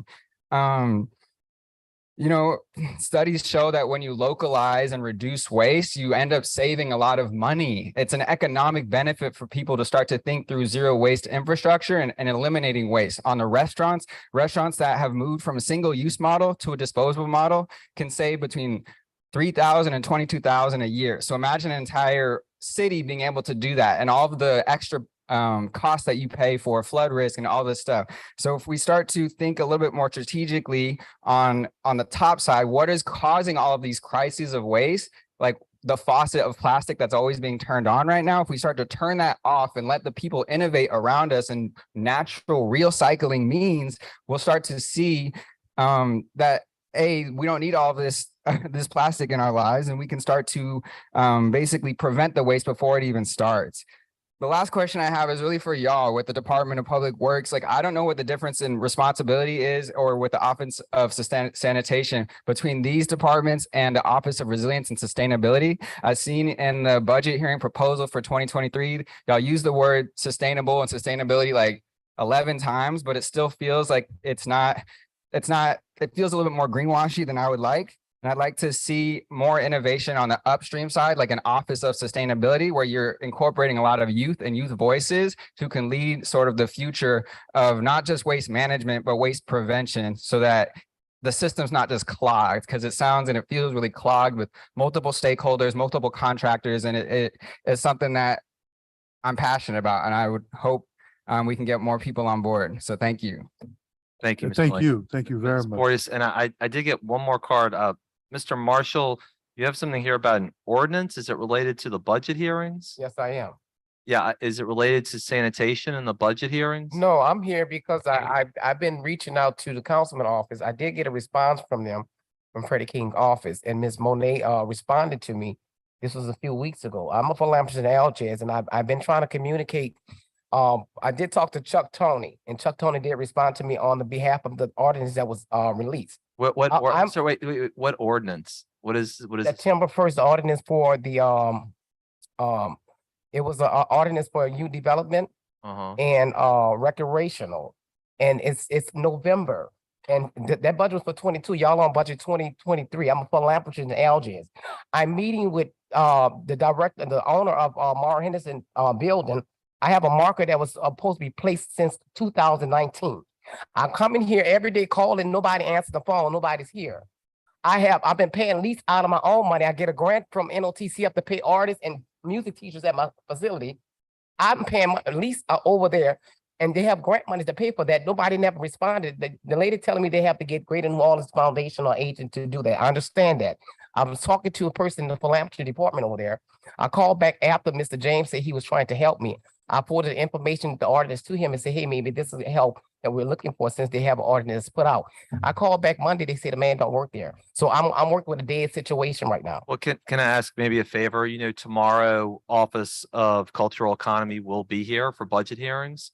So you Yes. may want to come, they'll be here in the chambers. So what then time you is- can get somebody at, they're subject to anything not changing. They're kind of like third from last.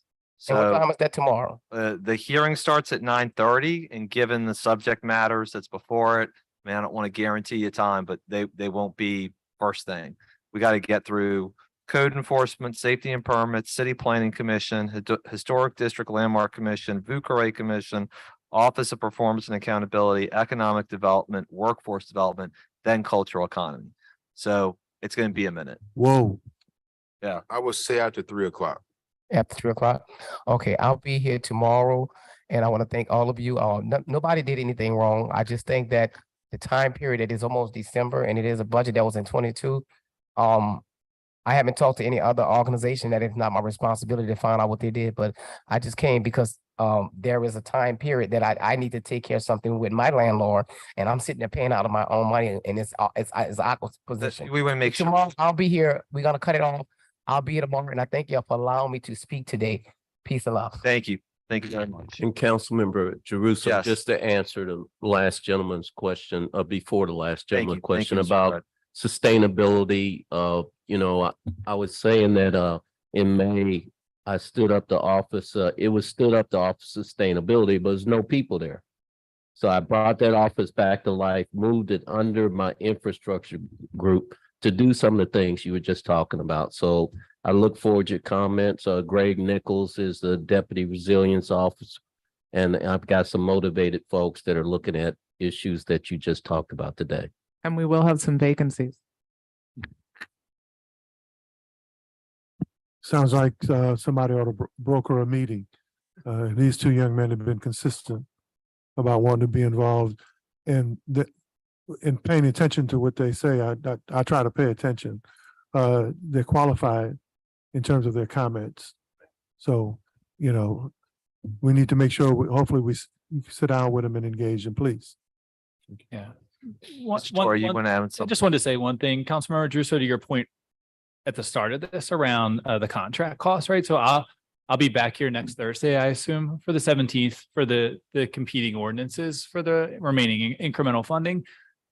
I've heard a lot of, feedback from all of you and some of your concerns about our existing contracts, but I want to make sure everybody is on the same page going forward. And you all understand I am certainly available to speak with you at any point about any of this.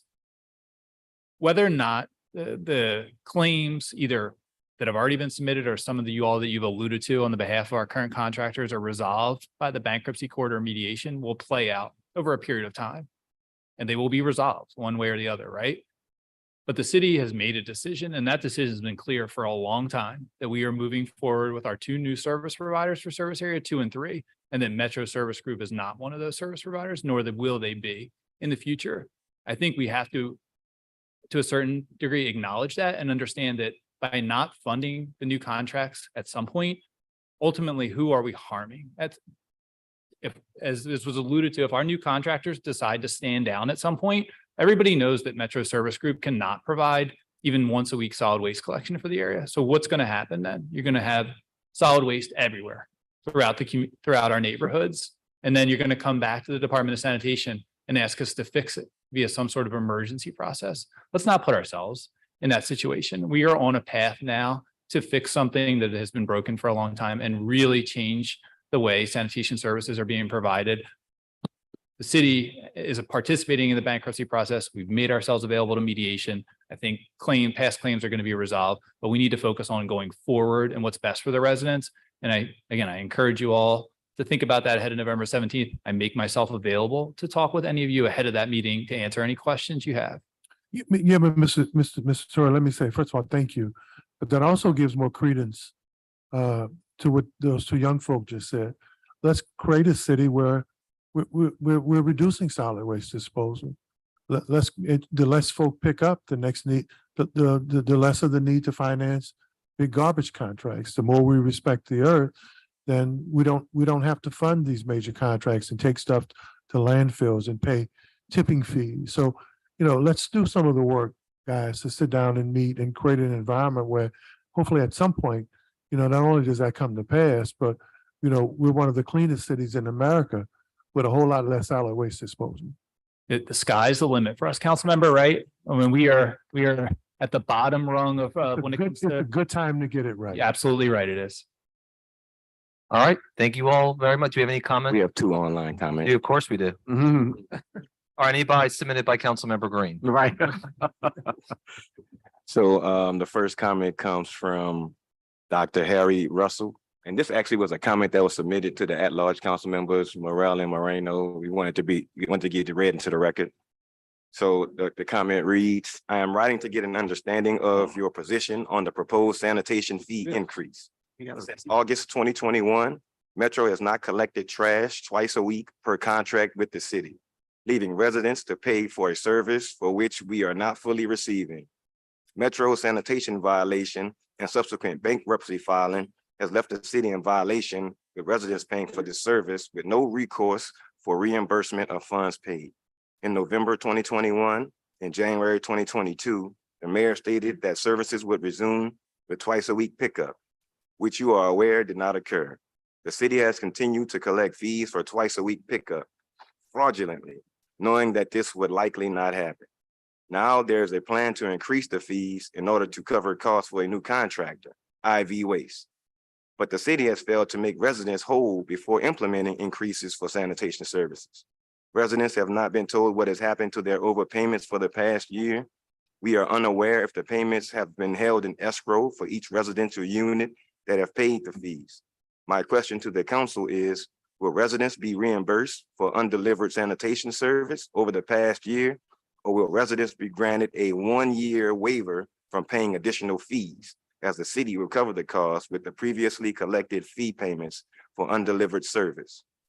Additionally, no additional fee increases should be applicable to residents after the 1-year waiver for a current or proposed fee increase, should this become the situation.